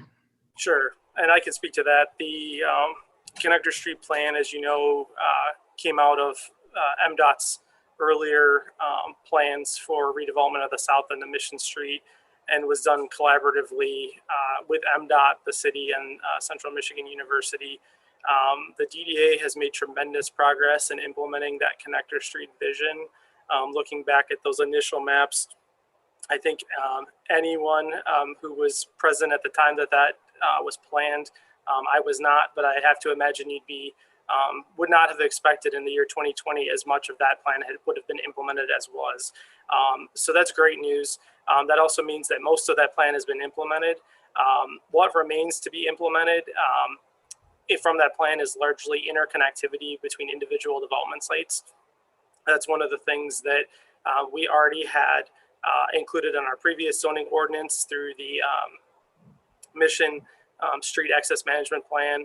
And that's carried through into the current zoning ordinance through an interconnectivity requirement for those commercial properties. We also have a development parcel plan process in the current zoning that helps to address where we have large block sizes to achieve a plan that will break those down so that we do have that interconnectivity within sites and around sites to improve traffic safety and access to businesses. So I think although there's not a specific reference to connector streets, conceptually, there are still tools in our toolkit to continue to improve access and interconnectivity. Okay, thank you, Jacob. Pete, I see your hands up. It was from the last round of comments. I was trying to get something in, but was cut off. Oh, I apologize for that. Did you want to? If I can make a quick comment on that. I'm in agreement with Commissioner Gillis on most of the things that she said, except she's never seen anybody on Pickard on the benches. I've seen people sit there, and I was on that commission for 12 years that implemented park benches, updated landscaping, and the lighting system, and the facade on the bridge. And the only point I wanted to make, we're trying to get this passed to the city to work on this with MDOT. MDOT is very hard to work with. And the point I wanted to bring up, we wanted to put a medallion on the bridge on 20, which is MDOT's right of way and their property there. We wanted to put a medallion, just like when you come into the city of Midland and it says, welcome to the city of Midland. Well, we wanted medallions on each side to say, welcome to Mount Pleasant. Guess what? We fought for 3 years and couldn't get it done. And you're telling me we're going to go there and we're going to negotiate roundabouts and boulevards? It's never going to be done. It's not reality. That's the only comment I wanted to get. Thank you for allowing me to get that in. Sure. Well, I think moving on from on to our next question. The parking, there's a lot of mention about parking being redesigned and you know, towards the back of buildings. That kind of falls in line with some of our zoning ordinance changes. And I presented the question about, you know, as we're moving those parking lots, I've seen in other areas like Michigan State University where they've got solar panels above the parking lots, and that provides also, you know, protects the cars from sun and snow, but it also provides energy for you know, the facilities that they have there. And I think I can almost predict what's going to be said, but I was just thinking what your thoughts were on something like that. Go ahead, Mr. Mayor. No, both of those things are already permitted So it would be just a matter of whether or not the city wanted to encourage that. And generally speaking, when you've already removed a regulatory barrier from it happening, the only other incentive option that the community would have would be through funding, a financial incentive. So depending on the area you were thinking about doing that, we've got our existing tools available through the DDA or the TIFA. I will let you know that we do have 2 pending site plans that'll be going forward in November to the Planning Commission that do include solar parking carports. So we may see these in Mount Pleasant sooner than you may have thought. Yeah, that is much sooner. Excellent. That's good news. Okay. And then I guess the other part was the electric car availability. I know we have one downtown. We also, last month at the Planning Commission, they approved installation of 2 new electric car fueling stations on Pickard. So we will also see those numbers increase in the near. That's under construction already, so that may even be yet this year. Oh, wow. Thank you. Okay. All right. And then this next question is about the University Street placemaking. And this was really more of a question about, including also the tribe in some of that. Yes. This is the short answer. Less short answer is that we've already had some folks affiliated with the university who've reached out about the plan and elements of the plan that they're interested in potentially coordinating or supporting, which includes this University Street corridor concept. Okay. Yeah, I thought, obviously CMU is such a big part of our town and our community, but so is the tribe, and I mean, it's on the city emblem. They're represented there. And so I think if we're going to do something there, it should not just represent one relationship. It should be more representative. So, and then looking at Town Square, there's a suggestion about the increase. Excuse me. I'm sorry, Lori. Yeah. Question, this sculpture that we're now trying to incorporate, and that's going to be on University in Illinois? Is that right? What's the corner of the library? Yeah, University in Illinois. Okay. And there was some reference, when I just first heard this, I didn't hear anybody at any charrettes talk about wanting a sculpture on that corner, or that we needed one. I don't believe I don't know if there's any historical significance to that corner at all. Do you, Jacob, do you know if there's a reason why that intersection was chosen? Yeah, this was really a matter of trying to strengthen that connection between the university and downtown, which has been a long-standing goal of the cities. This also aligns with the university's master plan, which calls for re-envisioning the Warner Mall area. So basically from Bellows Street to the front of Warner Mall, establishing that, and for lack of a better explanation, more of the styling of like the Washington Mall, where you have those vistas where you can see the important buildings from a distance. And as you know, right now, when you look down University Street, generally speaking, you can see the seal at the base of University at Bellows. And at different times of the year, you can make out Warner Hall to a degree, but certainly not to the extent that you could with a kind of an open view shed. And so the university master plan calls for that. And in conversation with the university and with folks downtown, like really looking at when you stand at Warner Mall and you look downtown, there's really not much in that view shed either. And so creating an opportunity to sort of draw people downtown, recognizing that the buildings at the end are just a little too far away to effectively accomplish that goal. And so moving it south to that kind of civic space by the library, where there is a lot of institutional importance with Sacred Heart Academy and the library being located there, being near the old municipal building, kind of the heart of downtown. So that was really the intent of the vision, is just to strengthen that. We don't have as great of an opportunity to do that on Main or Washington streets, both because of the traffic volumes, but also because neither of those streets has the building terminus to its north that kind of helps to reinforce that there's a place there, since they both extend beyond Broadway Street. So, Jacob, I had a quick comment to add, if I may. absolutely. The question, part of the question from Commissioner Gillis was also about what was discussed during the charrette. And one of the things we did during the charrette was actually a walking tour around downtown.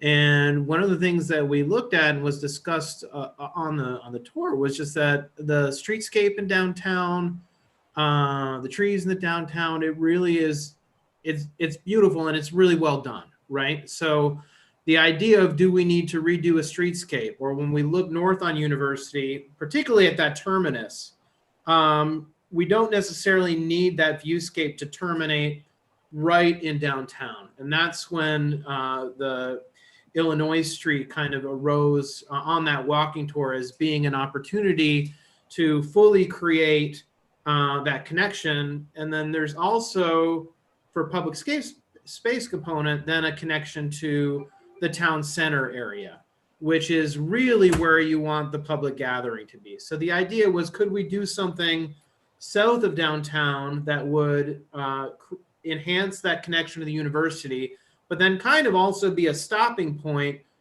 which would then get people then further into downtown and then ultimately to town center. So I just wanted to walk through from an urban design perspective a little bit about how detailed the discussions were at the charrette, and this idea of the sculptural element on University was really to acknowledge the importance and the hierarchy of the place structure.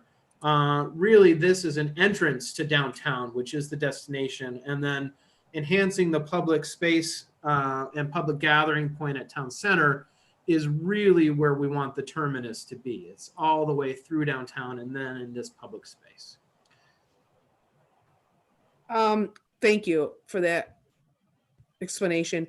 I just can see Broadway as being, that's already a four-way stop, and it has at least one municipal building, historical building, a bank, another across the street, Kitty Corner. Every four corners have historical buildings there, where at University in Illinois, granted, you do have the library and a law office, an old home that has been converted into a law office. The other two corners are parking lots. The other two corners on that intersection are parking lots. So I just don't know. And if it's just another block north, or because we're not going to be able to see that sculpture while we're sitting at the Warner Mall or standing. I mean, you're not going to be able to see that far down the road to see that. So, and so that was my concerns, that it wasn't the most historical corner that could have been chosen along that route. But thank you for the explanation, Paul. Okay. And sorry, Lori, I didn't realize you had your hand up. Yeah, and Jacob too. Thank you. And then so moving on is really the conversation. I think it kind of segues into town center. Some of that design, obviously, the city commission has already given a nod in a work session to changing town center from a parking lot to a more civic minded space, which I think is great. But there is a suggestion in the plan about expanded Riverview apartments there. And I guess the question is, obviously I don't think that plan is set in stone for Riverview there, but the suggestion was, there are other possibilities that we can consider. And Yes. Thank you. Yep. So moving on, and this is going to involve probably Chris more, is the recreation programs. We have obviously great recreation programs, but it seems like we're a little bit lacking for adults and maybe our more older residents. And so I pose the question about more adult recreation and obviously I know our resources are limited, but I was just wanted to pick your brain about that. So I did talk to Ryan Longoria, the recreation director, about that question. And, you know, having been the recreation director in the past myself, Ryan had mentioned that they have offered some adult type programs like soccer, kind of a drop-in league. They're in, you know, and they had participation in that, but it wasn't enough participation where they could actually start a league. But he did indicate that, yes, they're willing to potentially offer some other opportunities to folks to see if there is interest in the future. So that is an opportunity, yes. okay. All right. Are there any other questions for Chris? Commissioner Alsager? Mary, You're muted. Thank you. I'd like to ask Chris about maybe increasing the number of pickleball courts. Yeah, that's been looked at as well. And we do, if in the master plan and in the capital plan, we do have that coming up for Horizon Park over in that on the east side. But we are also looking at some other opportunities. We did some striping at Island Park, and now we see the participation over there growing. So that is definitely something that is on the priority list. Okay, thank you. Commissioner Ronan?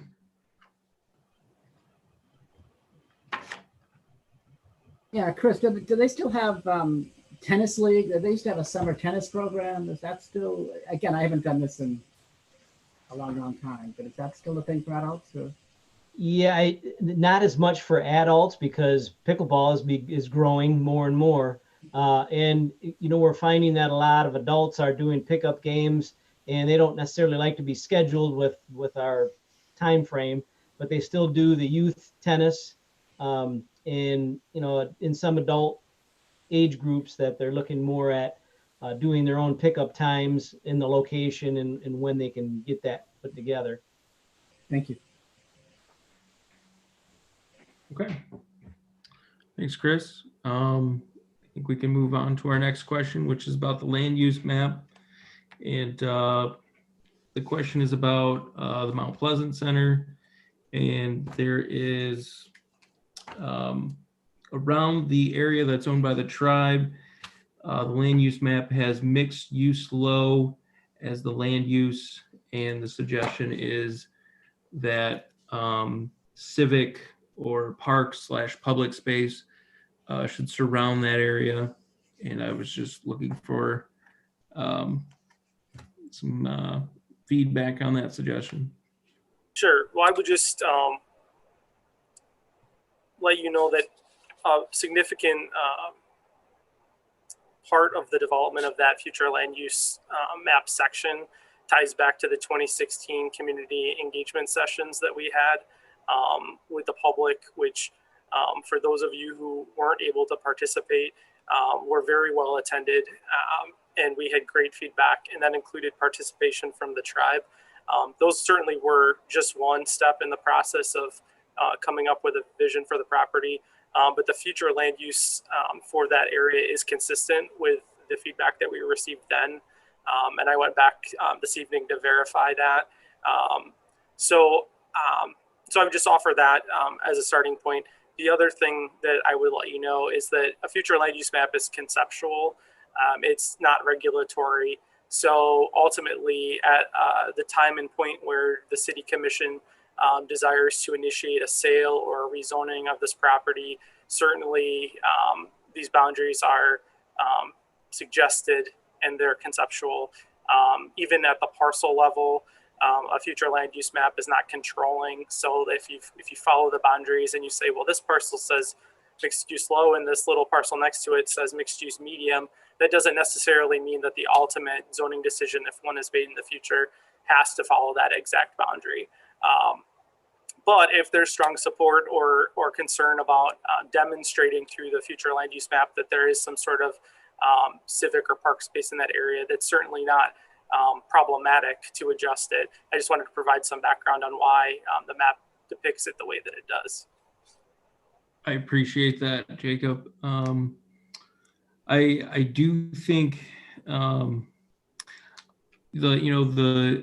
land use map is obviously not a regulatory tool, but I think it is influential and obviously is a starter for that conversation when we get to that point of actually zoning that land.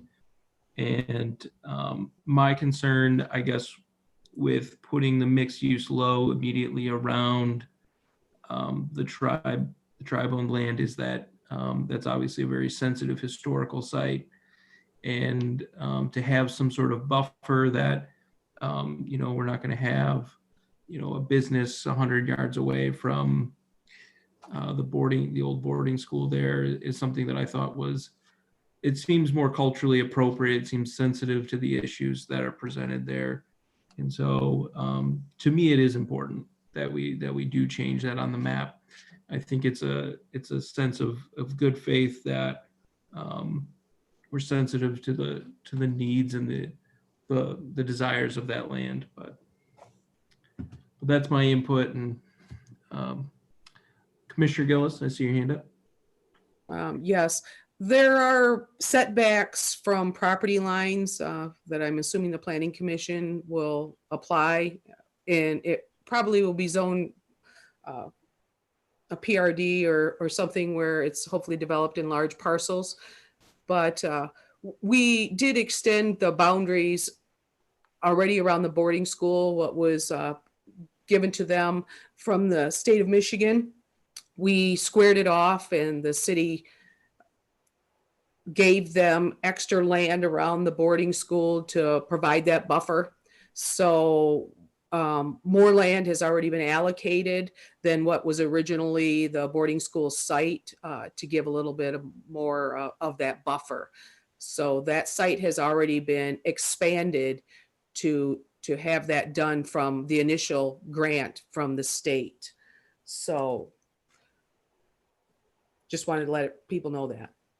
And I think one of the other things to take into consideration as we look at the use of that land is what would it be used for if it was green space or a park or public space? What would it really be used for? And would you want to encourage that type of activity that close to the boarding school?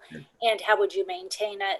So I think there's a number of things to take into consideration before we decide how any of that almost 300 acres that the city has used would actually be zoned. And we've committed to the tribe that we would work with them on that as those plans come together. So I think once we have a better idea of what the uses are, we could identify that transitional use a little bit easier at that time, potentially. Sure. And I think I know no plans are cemented on the use of that land. But I think if it's civically zoned, that it creates more of an opportunity in a sense that, I know there's been talk of, having a cultural center or something that sort of shows the commitment of the community to work together and to, not just wash away sort of the history there. And so that's what I see when I see this map.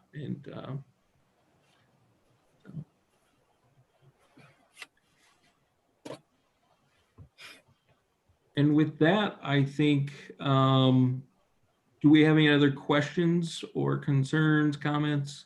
I see Commissioner Ronan's hand up.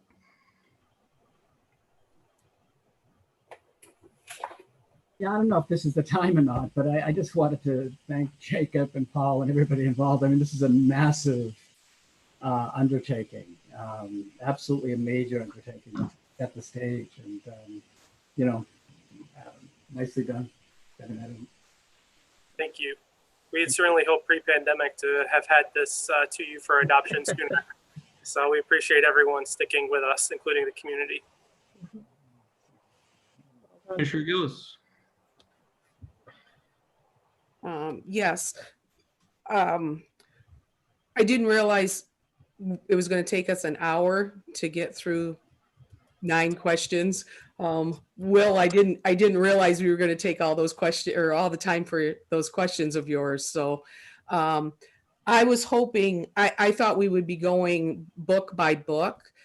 This is the first time really the city commission has got into the details of a master plan.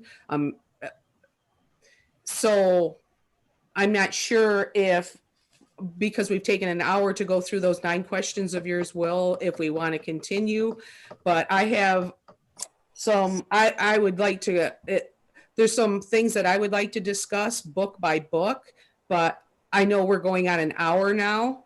So for those 9 questions, so. I guess Lori's right that we're about an hour into our work session, and if the commission wants to, we can continue to talk about this. But I would looking to Nancy and looking to Jacob. I don't know what your questions are, but it might be helpful for discussion if you could submit those, and then staff could be better prepared to maybe respond to those. And I guess I would look to Nancy or Jacob on your guidance on that. Or I guess if the commission's willing, I would prefer we try to start going through them, because our number of meetings that we have left in the year is winding down. And ideally, it would be nice for the 7 of you who have been the most involved with this to be able to hopefully bring this to closure this year. So if the commission's willing to spend a little bit more time, my preference would be to try to go through some of those additional questions or concerns so that we can hopefully address those and be able to keep moving this forward and get it done this year. Sure. Well, and I'm assuming no one else has any questions. It was just your questions, Will. No one else has any questions on the master plan? those weren't all my questions, but These are what were submitted to us before the work session. Oh, okay. Well, I know you, on some of them, you kept on saying I was concerned, so I can tell some of the questions and how they were phrased that they were yours, so. Yeah, they were mostly mine. Yeah, I knew that. Okay, Paul, I know you have your books probably in front of you. Do you have the books in front of you? There's one concern I have on the future land use, proposed future land use in book 1. I can tell you from being on the planning commission for 3 years and working with a planner for probably more than that because of some of the developments and such, but planning commission, they look at the future land use map and the master plan to decide zoning. So some of the zoning that buffers the residential areas on that future land use map, I was concerned at. But on that future land use map on page 12, I do have because I'm familiar with the city so much, that I was looking at the map and I saw a few things that needed to be added to that map that was left out. One was Indian Pines Park isn't located on that map. And also Mosier Street really isn't identifiable. It shows in purple, but there is no Mosier Street. And it shows what we call Jockey Alley, and I don't even know the number of the alleyway. It's behind our courthouse, south of our courthouse. It shows as parks and public use in green, and I don't think that parcel is correct because it is a parking lot. I don't know, and that's one of the things I was going to say. Well, did we mark all our parking lots as public use? But in the center of downtown, the other parking lots are not green. So it gave me some confusion when I was looking at the parcels. And also I was looking for the library, and I would thought that would be a park or public civic place, but yet that's not colored on the map, green. I can address some of those, Commissioner Gillis. So Indian Pines, being that it's located outside city limits, the city doesn't have zoning jurisdiction over it. Okay. Similar to the airport, and so that belongs on the Union Township future land use map. Okay. Mosier Street, because it is not a platted roadway, it was constructed in the 1960s. I'm sure you you probably don't recall it. It's probably before your time too.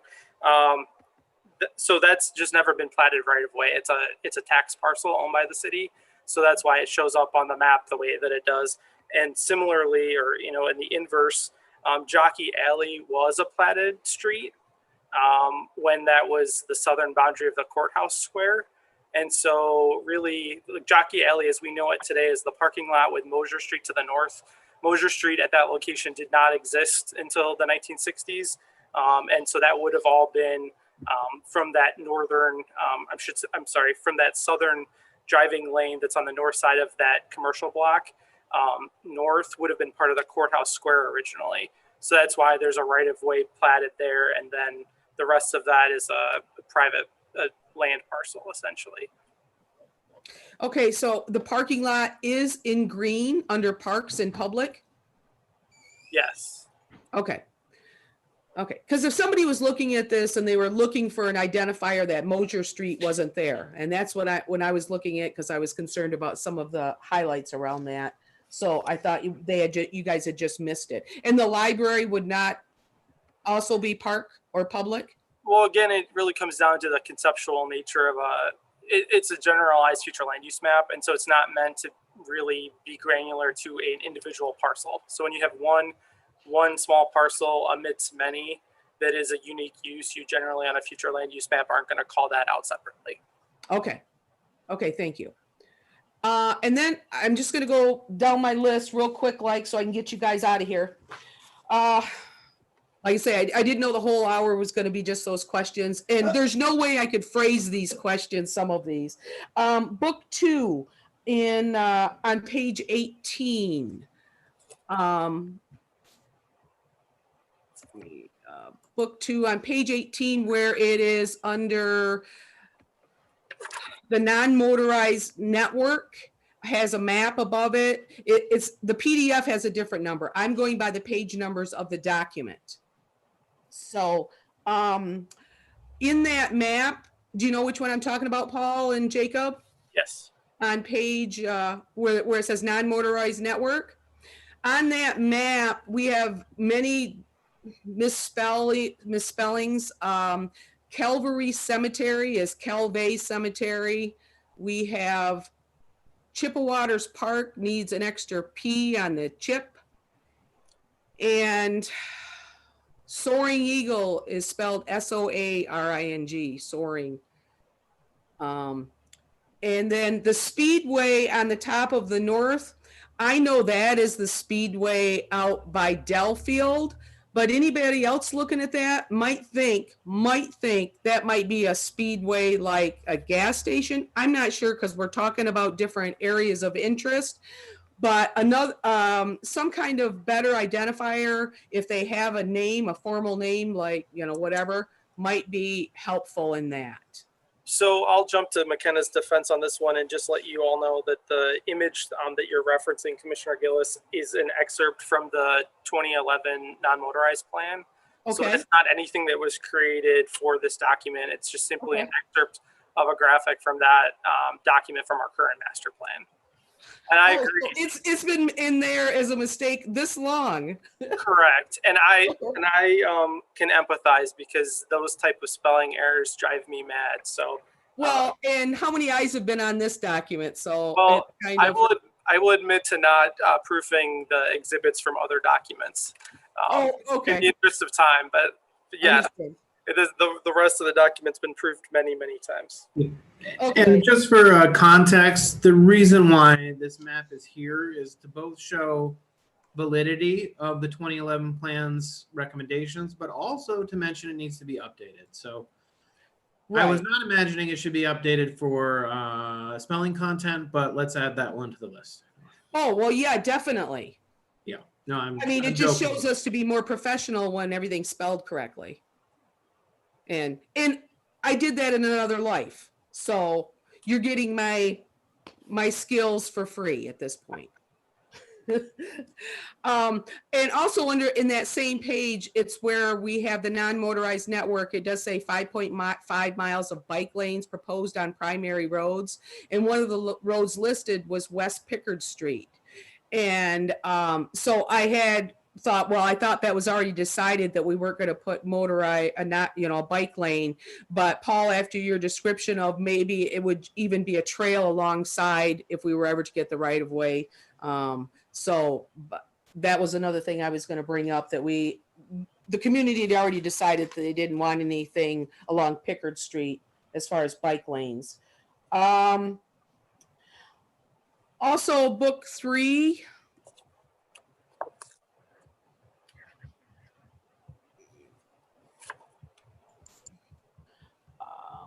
Book 3 on page 9, 9 of the document, not 9 of the PDF.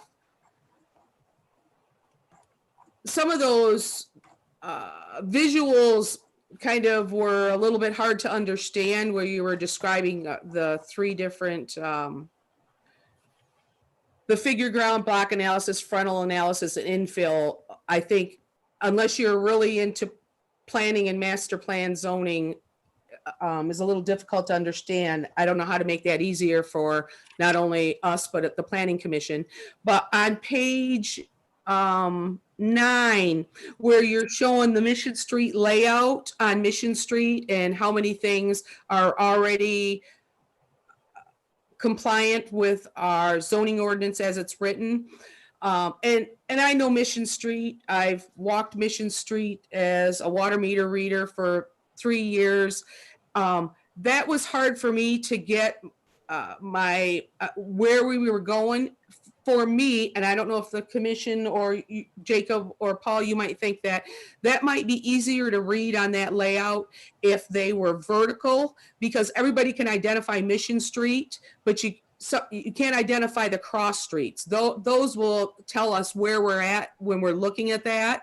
And they're hard to read because you'd have to tilt your head sideways, because all those cross streets are sideways. So that was just my opinion on that layout when I was trying to evaluate it and look at it, how difficult it was. And I was actually turning the map sideways to identify what parcels were which. So you can take that information for what it's worth.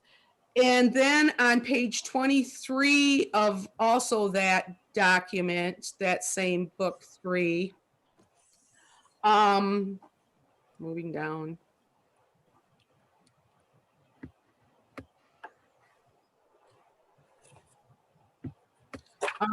Excuse me. Where it says under strategies, 1, 2, 3, 4, the 4th bullet point, when we're talking about CMU's economy, and emphasize student engagement in the 2020 census in order to include the student population. I just thought that should say future census, because this is going to be a living document for the next 30 years. So we'll be being the 2020 census is already gone. It might be a better wordsmith if it said future census, because that's what we'll be dealing with when we look at this document after it's passed. I'm sorry, Commissioner Gillis, can you repeat the page number on that one? Yes, it's page 23 in book 3.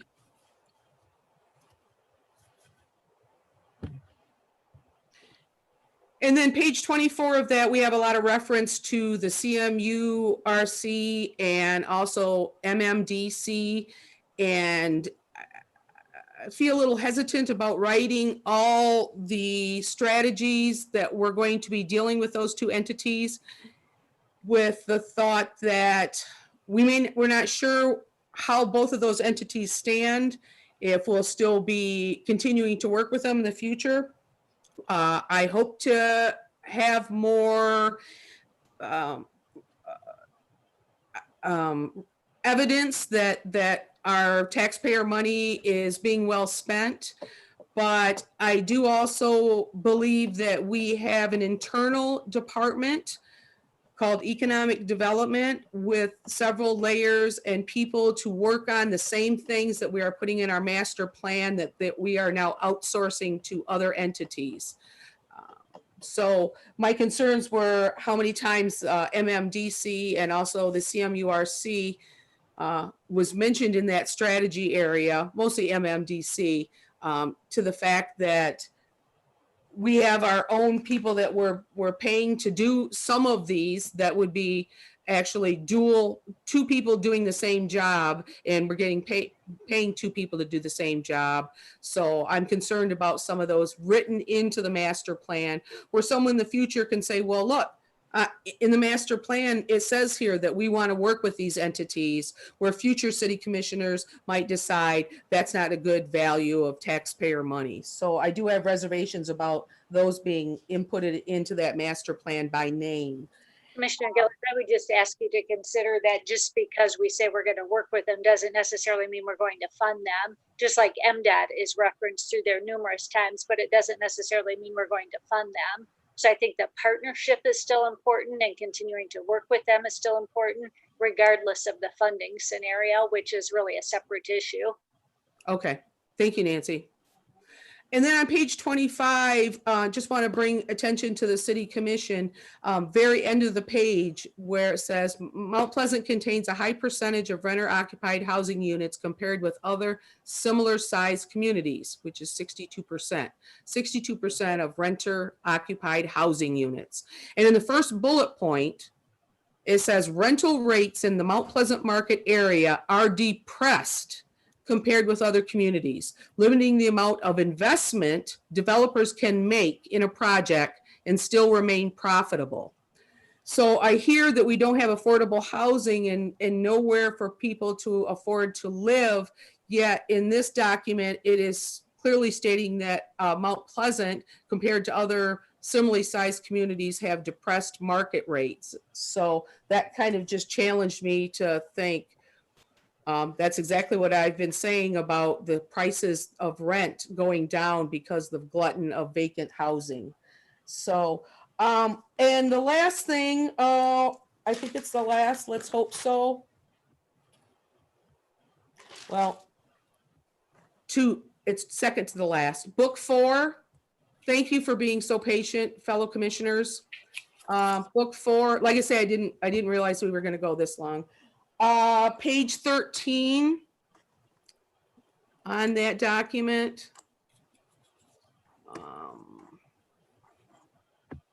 I wish I would have got them in paper, because I tell you, I'm just better with paper and highlighting. In that document on page 13, it has a map of the city parks and schools. And I just wanted to make a note that one of our parks by Ganyard Elementary isn't listed. It's Yost Field. It's a little green one right on Fessenden Street. That was left out. And I was going to ask why Horizon Park isn't all green, because it is a park. And I know we're in a partnership with the school system, but I thought they made improvements, but the land was still ours. So it's a blue and a green portion. The green portion that says park is the parking lot. The rest of the park on Sweeney Drive Horizon Park is blue. So I didn't know if that was a mistake. Could someone clarify that for me? I think, correct me if I'm wrong, Chris, but part of that is owned by Mount Pleasant Public Schools. The blue part is owned by Mount Pleasant Public Schools, and the green part is owned by the city, but we jointly work together on it, but it is owned by the schools. Okay. Okay, good. Thanks for that clarification. I just assumed it was one of our parks. And we also still don't have Indian Pines Park listed there, but you're saying it isn't listed because it's in Union Township. It's showing on my page. It's showing on mine. Oh, I'm sorry. Thank you. Okay, appreciate that. And then on page 29 of the same book,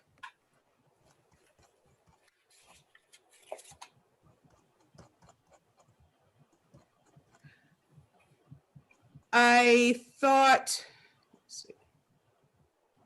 that blank map there that said natural features, and I don't know if this is, because this could be another imported graphic. If we could just put a few roads there. I always look for the river, and that's how I figure out what I'm looking at. But if anybody wants to actually understand that, it might be helpful if there was a few road indicators. I mean, I don't assume all the corridors would have to be labeled, but it seems pretty unidentifiable when it has no roads, unless you really knew Mount Pleasant. Just things that stuck out to me that were hard to me understand, and I'm very familiar with this kind of stuff. So it wasn't hard for me to understand, but I had to look at it twice to figure out what I was looking at. And then book 5, page 11. My concerns here were that, and I know, and this is more for my fellow commissioners, and I can only say that a lot of future commissioners, future planners will look back to this master plan and they will use this as evidence that this is what we should do because this is in our master plan. So if you have the time to go through it, another time to read through it, it's imperative that you look at this, because when we're gone off the city commission, they're going to really think that what this is a Bible and a guiding Bible to go by. So, but under that, where that page where it says 5.1 under objectives, increase tourism and marketing of the city to draw more people to downtown. Bullet point is consider establishing an annual marketing budget to be managed by the downtown development director. And I'm assuming though that monies and those funds are going to come from taxpayers, but I'm not sure because it does have the funding saying it's publicly funded. So I'm assuming that's not from the special assessment, that's from us, our taxpayer fund. Is that correct? Typically, public would be taxpayer, but it could be special assessments, or it could be other types of fees, those kinds of things, but they come through the public realm. Okay, because I know there's a column for private funding and then the TIF and the DDA, and this had the bullet on the public. And I've had concerns about this before, because when we did have the TIF captured and the special assessment, some of that funding, and correct me if I'm wrong, Nancy, did some of that funding from the TIFA go to marketing? Yes. At one point it did. I mean, we've changed those things so many times that Right. I hear you. people saying yes, at one point it did. Okay.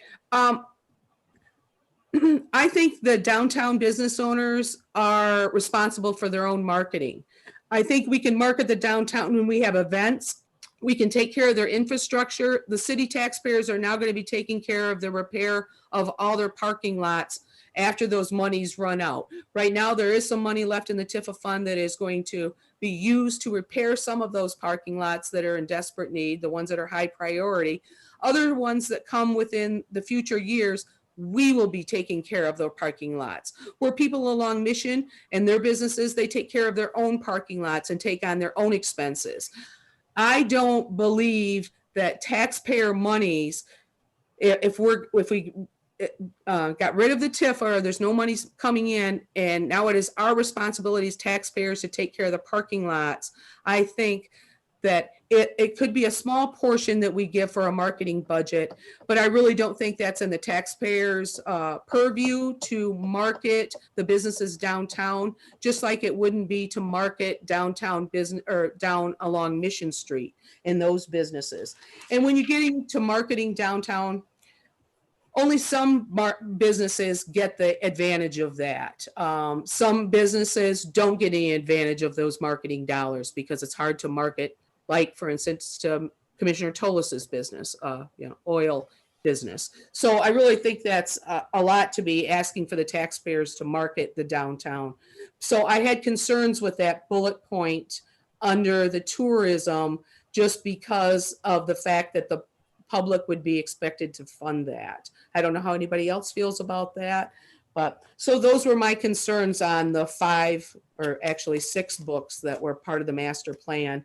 And if anybody's still out there in video world and Mac TV world, it's all online. If you want to take a look at it, it's pretty dry reading, but sometimes it's very interesting, and it really gives you a really good picture on what Mount Pleasant could be if we stay within the basics of what could actually be possible. Our demographics and what our new generations are going to be doing is much different than we did. and they're not going to be shopping in malls. They're not going to be going to a lot of retail places. So as we try to establish some of these new areas, we really have to be thinking of something alternative that's not working now with all of our vacant buildings. So, but thanks for letting me bring those corrections to your attention, and I appreciate your time, people. Thank you. Okay. I think that was good. Get those out in the air. Do we have any more questions or concerns? Commissioner Ronan.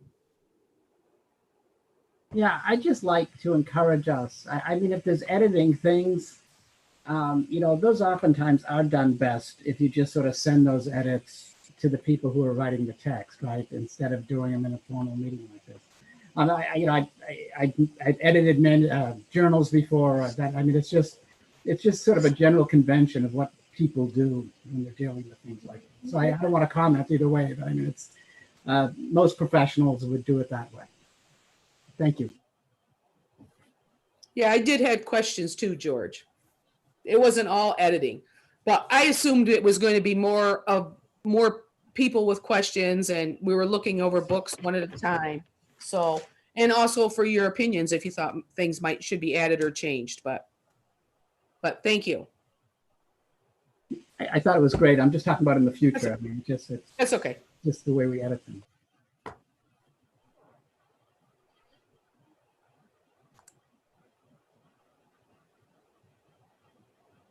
Any other? And I'm glad somebody did it, right?